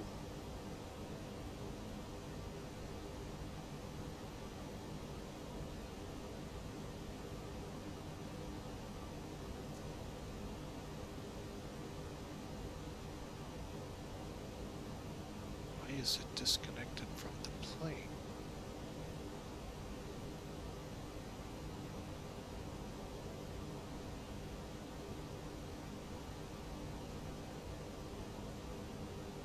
Keyboard isn't dead, it's just for some reason not responding to the plane.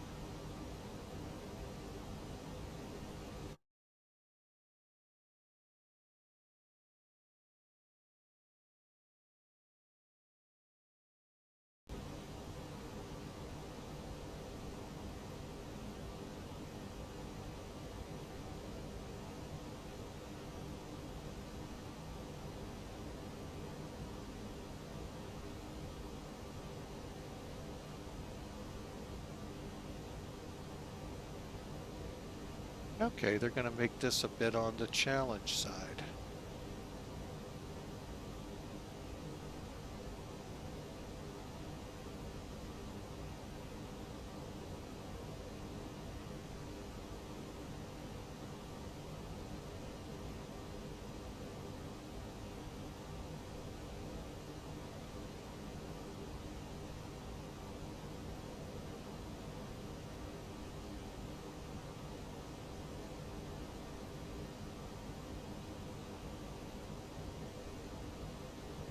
Oh boy. Boy, are we going to have fun, folks. Why is it not responding?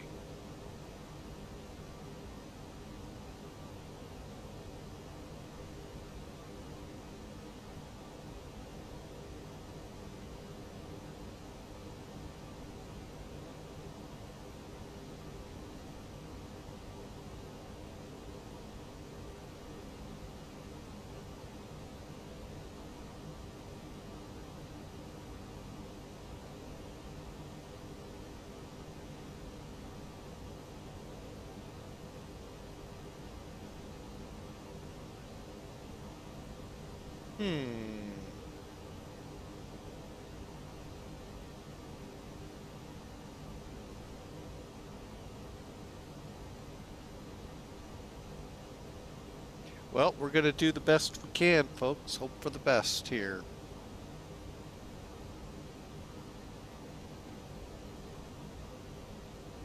All right, we said Q and H.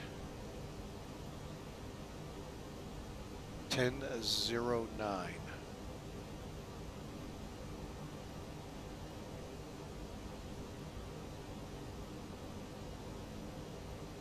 Temperature 33.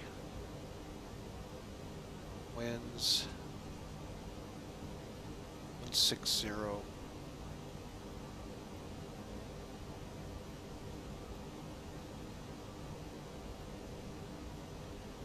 Alright, and we're going with a decision altitude. We'll be right back, folks.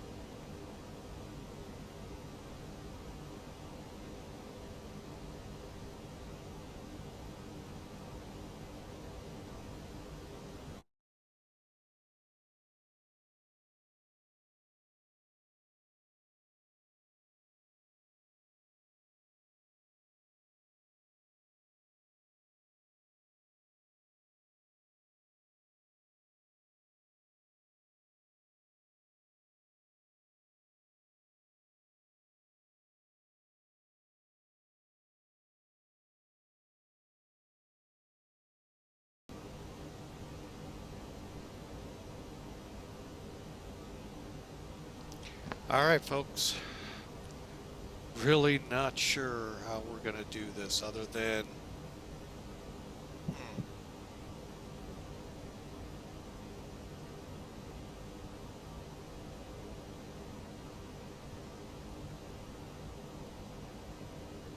all of a sudden my keyboard is not being recognized by the sim.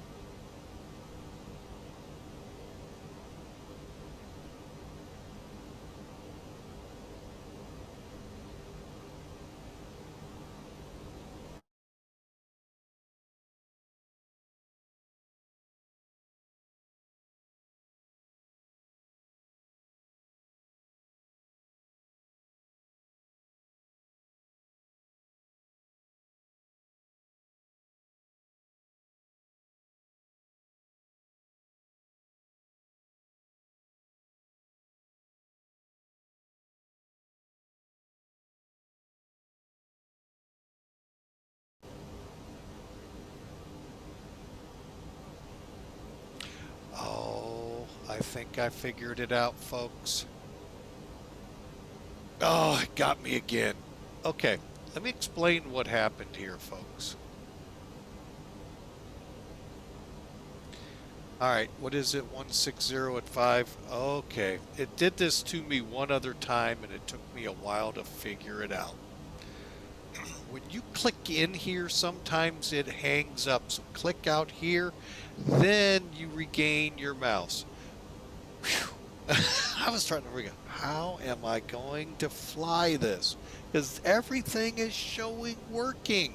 It's not like my wireless keyboard died. So, I'll make sure I'm not keeping a kid awake. Okay, I was like, whoa. So, oh man, it got me again. Been a long time since that's happened, folks.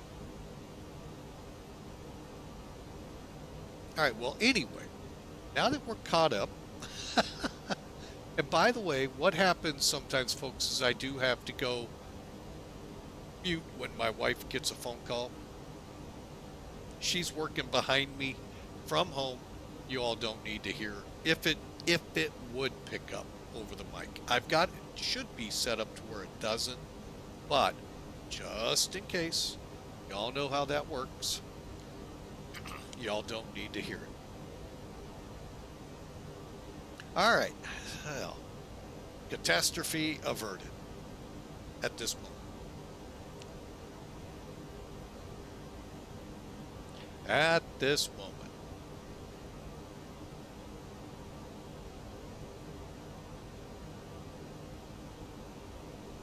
All right.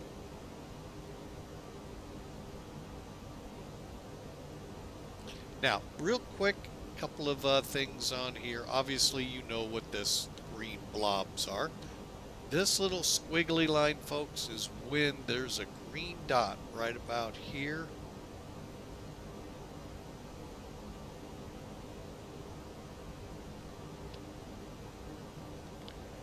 Okay, so when we pass that, that squiggly dot will be coming down. Our vertical speed will increase. Basically what that is the point where you meet the computer's projected descent for the approach. See how it's starting to come down, and here comes the green dot. The green dot should rest between here, okay? Boeing heads. This is equivalent to your little diagram glide slope over on your left or right side of your nav display. It's identical. Even though sometimes you actually get it here too. So, that's right, you guys. Some of you don't realize you get some of that Airbus technology. Maybe that'll keep doors on. Anyway, I digress.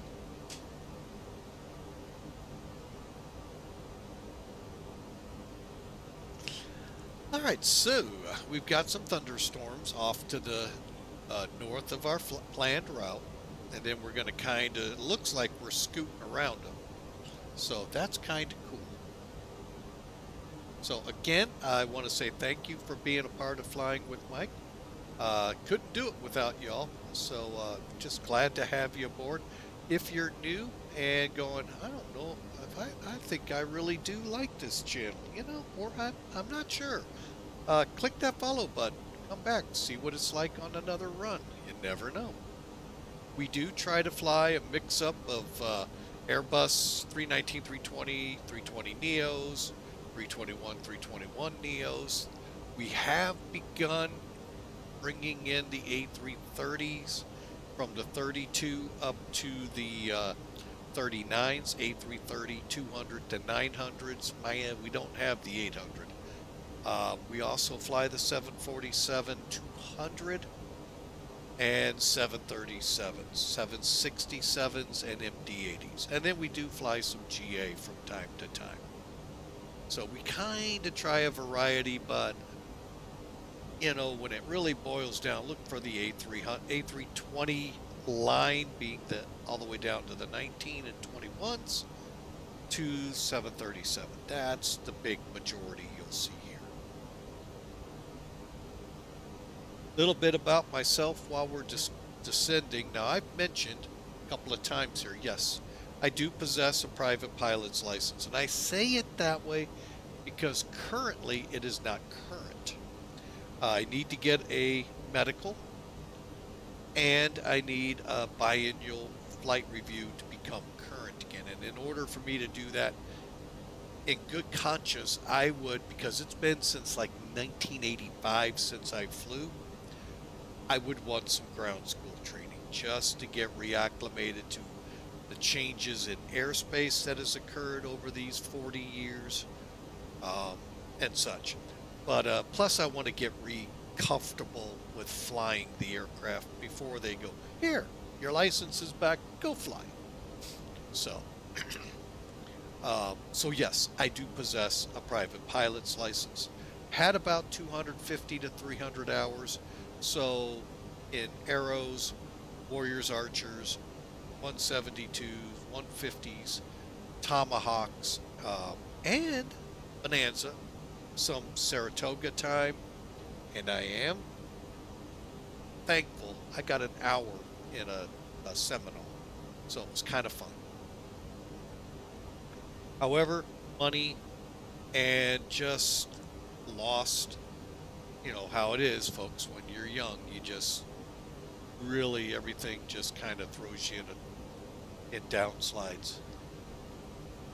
So we left thinking we could come back. And folks, don't do that. It's so expensive. But to those of you that have, congratulations. I went on, joined the Air Force, came out, started driving a truck. Fast forward 1999, 2000 time frame, I came into the flight sim, flying FS-98 or 2000. I can't remember which one was the beginning. But from there, flew 2002, 2004, and I will still, every stream, tell you that has been Microsoft's best simulator ever put out. And yeah, I know some of y'all are like, you haven't tried the new one. No, I don't plan to. So don't worry about it. And then I went on to FSX. Yeah, I had my squabbles with FSX, but that's not why I won't come to Microsoft's, whatever they call it today. There's a whole, we can talk offline or we can talk on Discord. Not going to talk about it here anymore. Unless there's people really want to know. But then, just about 3.5 years ago, the computer that we had built for gaming really excelled. I mean, FSX was dynamite, and I know some of you never was dynamite, it was crap. Well, it was, but you had to build a system to run it, and it ran spectacularly. I loved it, didn't want to leave it, just happy with it. Hawker 125 will attest to it. He said try X-plane out. Well, to uh, my setup in the computer, uh, it ran out of memory. Not FSX, it was me. It wouldn't start, folks. It was completely out of memory. Um, so, new computer. And at that point, I thought, what the heck? It's set up in case I jump over to that dark side of Microsoft. I went with X-Plane and pleasantly surprised because I had actually tried it many years earlier. Really hated it. The Laminar team did a phenomenal job in those ensuing years and really put together one rockin' simulator out there. And I came on X-Plane 11. X-Plane 12 came very quick after. Didn't have to do anything like you did with Microsoft and computers. I'm running the same computer, folks, here on X-Plane 12. Phenomenal. And I hate to take this to you, folks. And Hawker, thank you for bringing me over to both X-Plane and the world of streaming. And that is my story, folks, in 10 minutes or less. Just kidding. It's a commercial here. But anyway, folks, I'm serious. This is a hell of a simulator X-Plane has put together. And I didn't realize it at the time. I was so wrong back in the day. Glad I made the switch just maybe 2 or 3 years too late. Now Hawker's kicking and screaming at me to join DCS. That will not happen. I think DCS could have, may have, and again, I don't know if my new computer that ran out of memory was around during the DCS time I was on. The blue screening of DCS is what killed me. I just never came. But we know it went back several years. So, and I know there's changes and all, but no thank you. I had other issues with it as well. So, aside from the big one, blue screening every time I wanted to do something. So, that's why I don't do DCS. So, and I just don't want to go through that here. So, there you go, folks. That's a little bit about me, actually a lot about me. But I do work at an airport as an airport as a public safety officer, working airport fire, security, EMS, operations, maintenance. Shoot, maybe somewhere in all those hats I run the airport and don't know it. No, I don't. So, probably got me in trouble. Oh well. What's new? But anyway, a lot of hats I wear.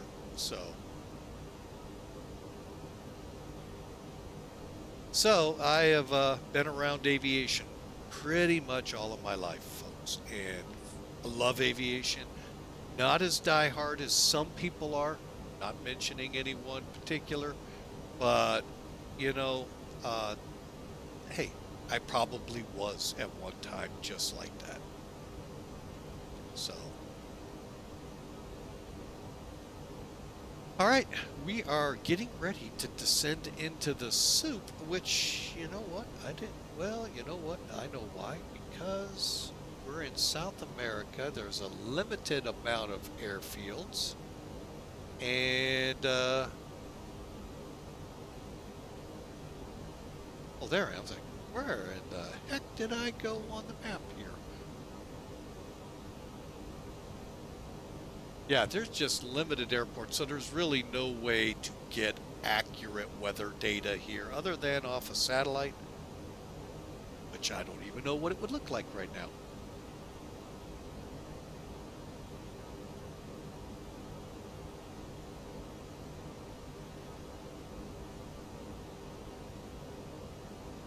So here we come up on 10,000. I'm going to go ahead and punch the lights on.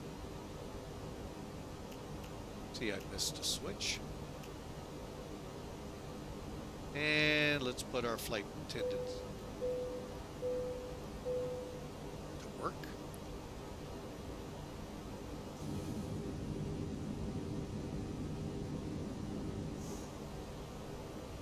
as we begin to slow the beastie down. We just get the speed brakes out.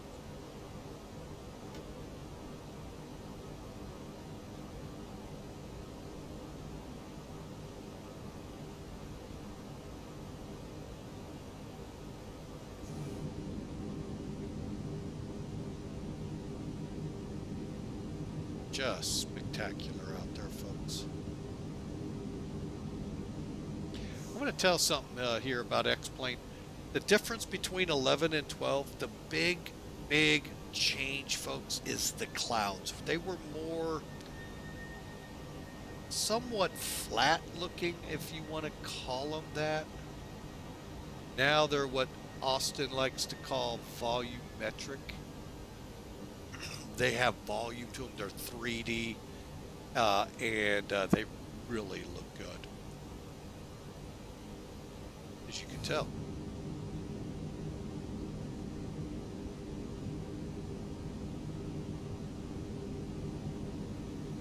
Okay, that doesn't help much because of the pretty flat sky there, but that is pretty impressive.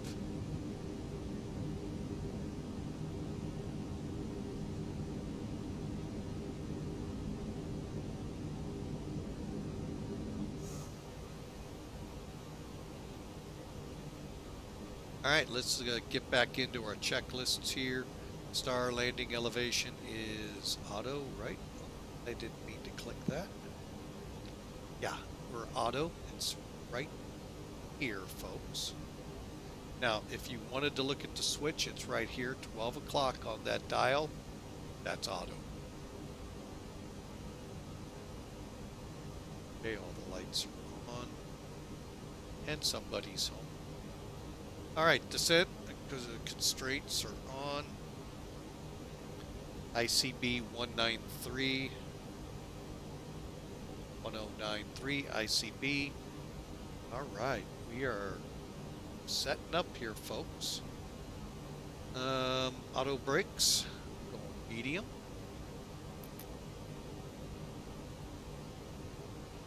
Approach briefing's been performed. We're into descent. Landing lights are on. Wing lights are on. Seatbelts are on. Cockpit door locked. Anti-ice. At transition level. Welcome to it. We're close enough. Clicking it. We need to go to 10,009. Okay. And finally, we've got control of the speed. So I am going to go ahead and put us, this is when you want to activate. Don't do it while you're not, wait, you got to control the speed first. So make sure you're under the control of the airspeed. Okay, you've got the dot there or the hash marks. You're not control. What will happen is you will slow to this what's called F speed, 149, and you'll drag it all the way in. If you stay there, now if you click it out, you can dial it up. Okay, so we're now controlling it. Again, remember, this is 200 feet above the ground, folks.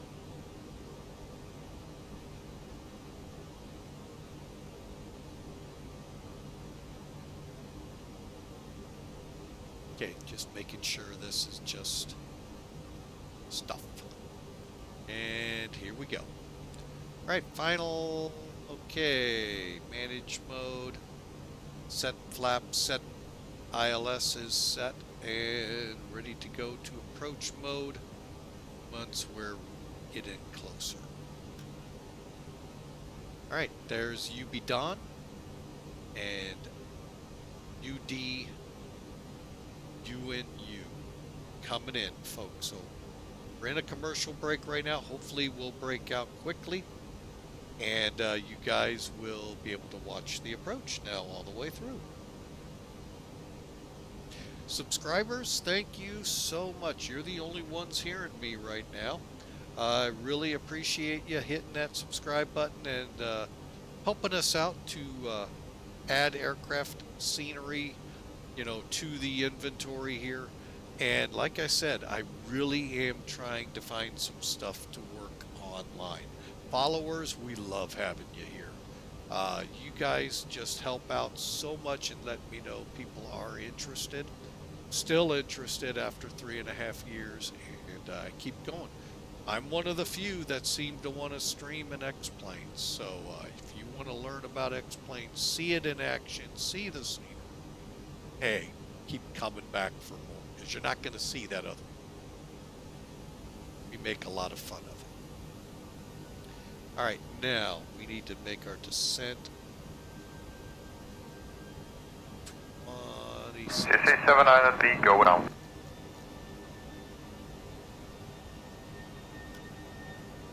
We are going to 22.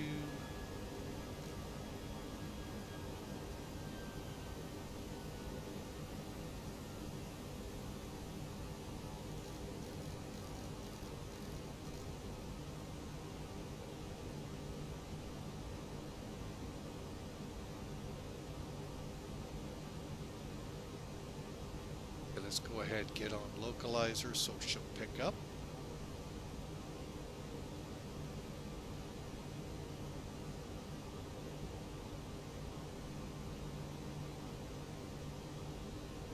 Pop the speed brakes again real quickly here. Get us down below green. Okay, we're good. Flaps 1.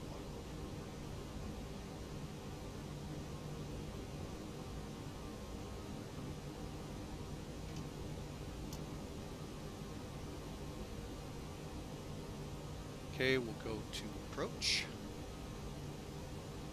as we begin to line up for the runway. And welcome in. I believe I heard Bad Attitude in the background. Welcome aboard, sir. Long time no hear.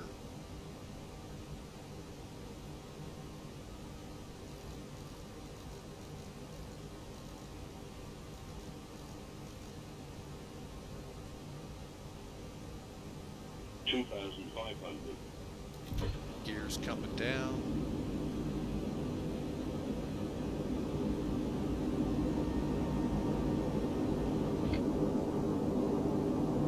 Doing great, sir. Airbus in it. Yes, sir. A321. 2,000.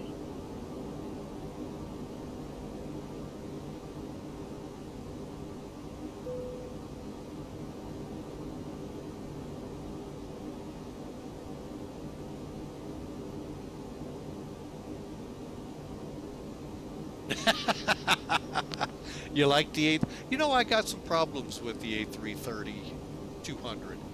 Or at least I think I do. It could just be a I'm so used to the baby bus kind of deal.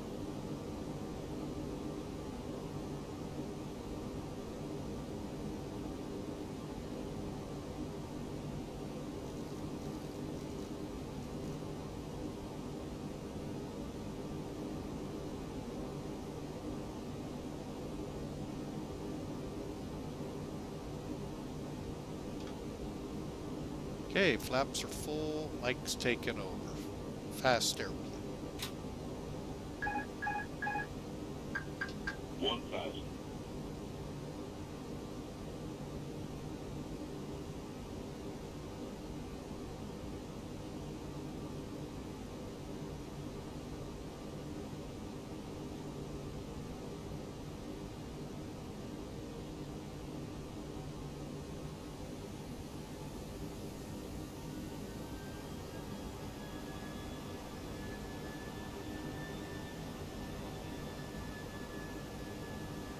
All right.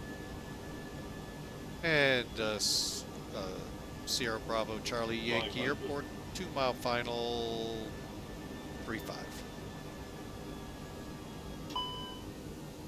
400. 100 above. Okay, let's carry this in. Get down a little bit more. Minimum. Landing. Look at a little bit. Sink rate, sink rate, sink rate. 50, 40, 30, 20, retard, 10, 5,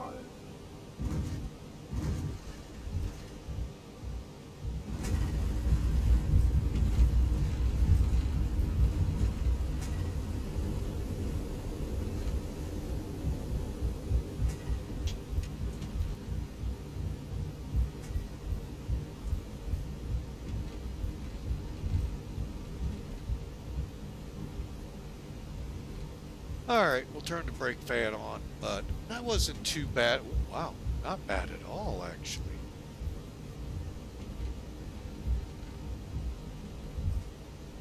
Alright, back taxi approved. Roger.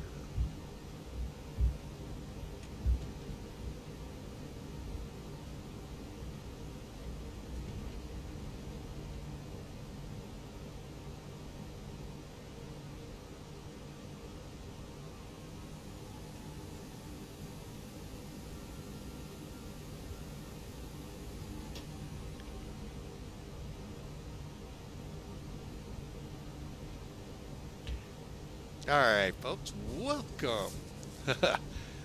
Marechal Rondon Airport, Brazil. Sierra Bravo, Charlie Yankee.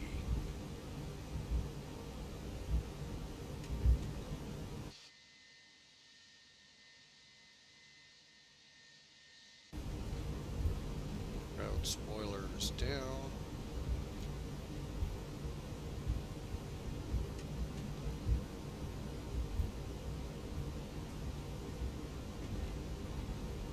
All right, folks, welcome to the airport. Let me kind of get a feel for where we want to go, if we're going to have working jetways or not.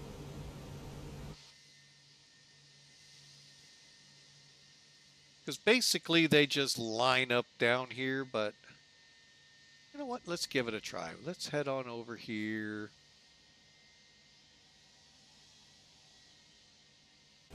And let's see. Let's go ahead and kick the APU on. Kick the lights down a notch.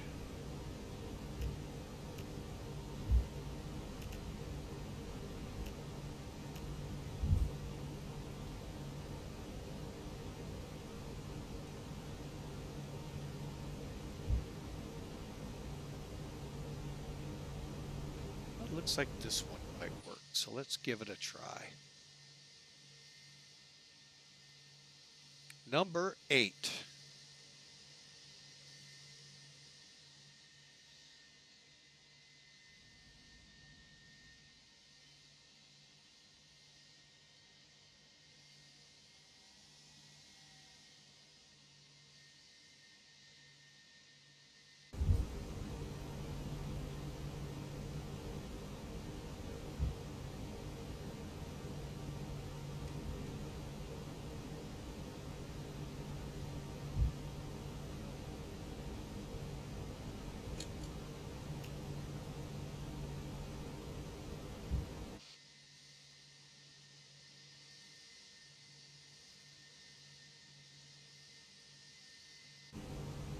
I know I keep bouncing, folks.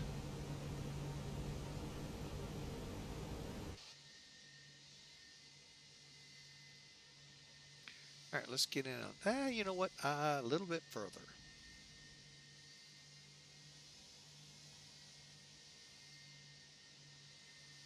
Brake set. Working brake on. All right, folks, welcome in. And let's go ahead. Get this, which I should have turned off immediately, along with this.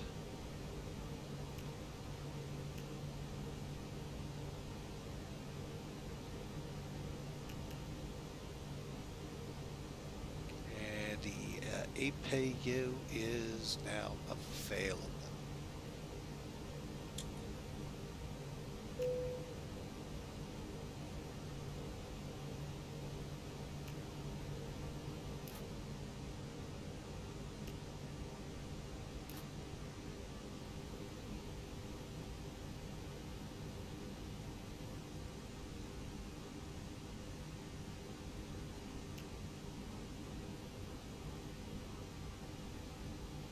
All right, just doing some quick things here, like chocks.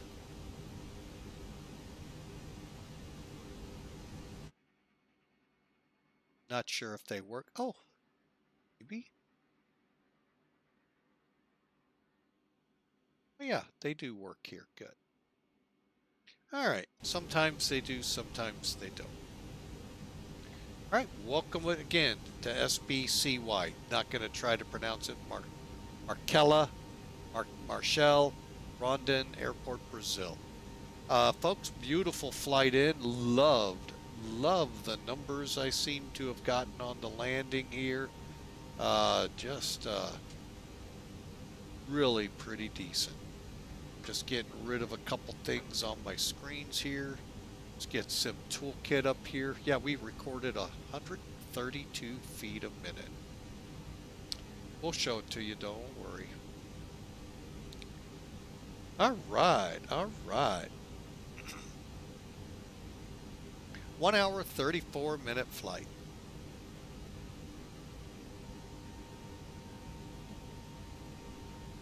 Okay, 1 hour, 34 minutes is our flight time. Approximately 475 miles. We use 3,800 kilograms of fuel. Landing rate 132. Speed 134. We'll check that here in a second. And 1.4 Gs. Bear with me. I'm going to pull this for just a second because it's still up. VAP, our approach speed was 132, and we're not going to get our landing. So folks, that's actually not bad. Usually VAP's between 5 and 10. So what we did was actually not bad for a landing speed. And that's really a lot of times what's crucial is that landing speed. So, or your speed for VREF. Okay, so we landed at 134 knots. Let's see where, and I know it was militaristic in nature because we were off to one side of the center line. Where are we? Okay, so, you know, again, not bad. 25 feet off the center line to the left, 1,700 feet down the runway, folks. Again, you got 7,000 feet of runway, plenty of room. Each of those hash marks you see there, folks, are 5,000 or 500 feet. Oh, yeah, 500 feet. And they stop because you start into it on the other side so quickly. It's 7,500 foot run. All right, so really, overall, a great run here, folks. All right, well, folks, this was a fun return. Tomorrow, if we're able to stream, it will be a little later in the day. Do have some appointments I have to make tomorrow, so but this has been a great stream. I am going to try. Keyword is try. Actually, you know what is probably simpler to use? This.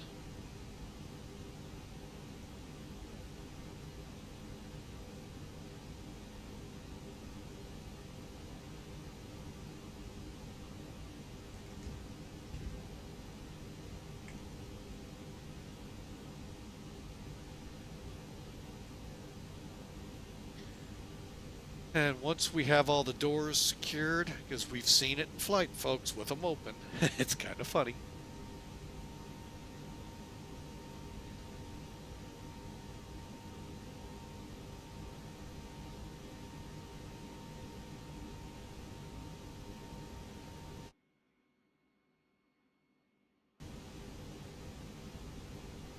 Okay, and now we'll pull the chocks. By the way, folks, be careful doing this in places like over in Greece we've been. You're on a hill. Boy, you will roll. You will roll. All right, so we got everything away from the aircraft. Everything should be buttoned up so it doesn't look hilarious in flight. And let's see if we can't replay this.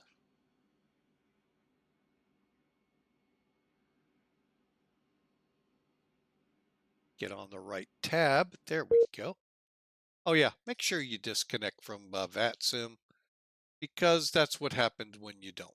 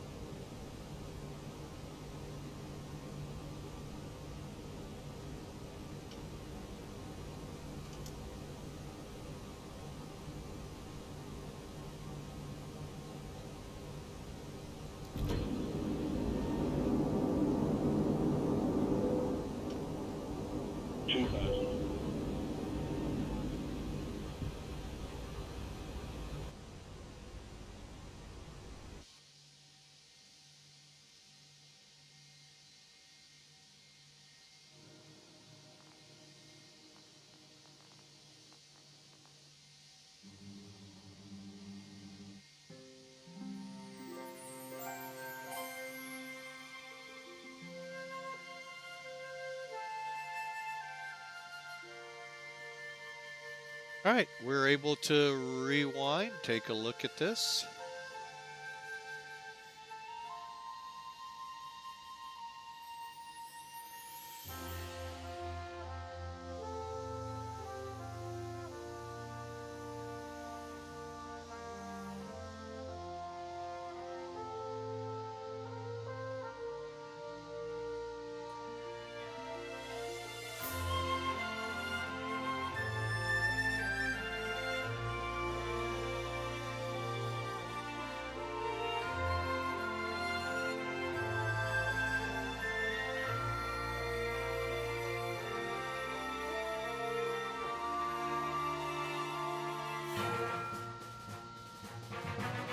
Don't know about you guys, but I look pretty good. The Hawker 129 approach. Screenshots.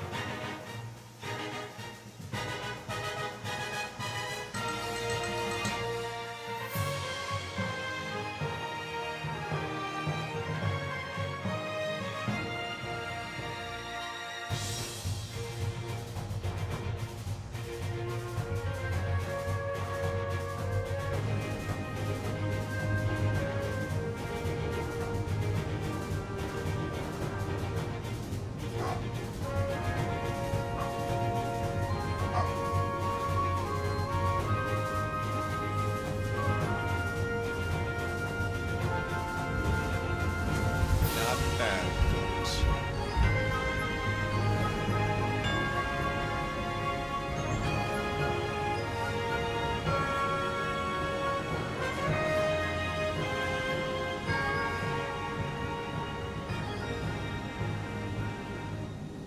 Felt that was a little loud.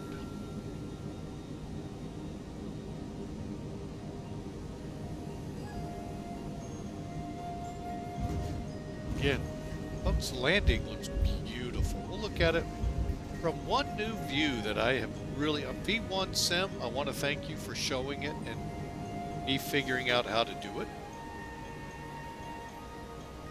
Right out the nose. 200, Kind of like this one. Sink rate. Sink rate. 100, Sink rate. 50, 40, 30, 20, Retard. Retard. 10, Drive.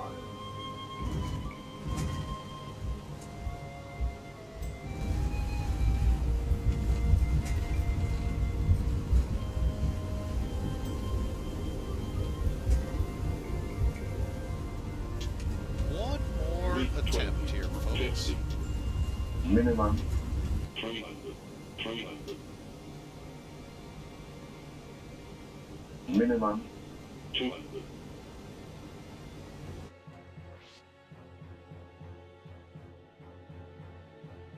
Flaring way too early. That's part of my problem. And that's what's cool about X-Plane. This right here, folks, comes with it. So you can actually roll back your takeoffs, roll back your landings, your flights, all the way to the beginning. With the other sim, you have to get a download, install it. Once you're installed and you're doing your flight, you have to start it. So it starts from that point. Then you can do it all you want. To a point, it's very limiting. Here, it starts at the very beginning of when you come on the stream. And you can watch your landings from all of these different angles to see, am I flaring too quick, too early, too late? So really, right there is a phenomenal tool for helping you with your flying skills on a sim. Folks, we are gonna wrap it up here. I want to just say thank you so much for turning out. It has been a while. Yes, I will admit it. And glad you all came out. Just putting things back in place.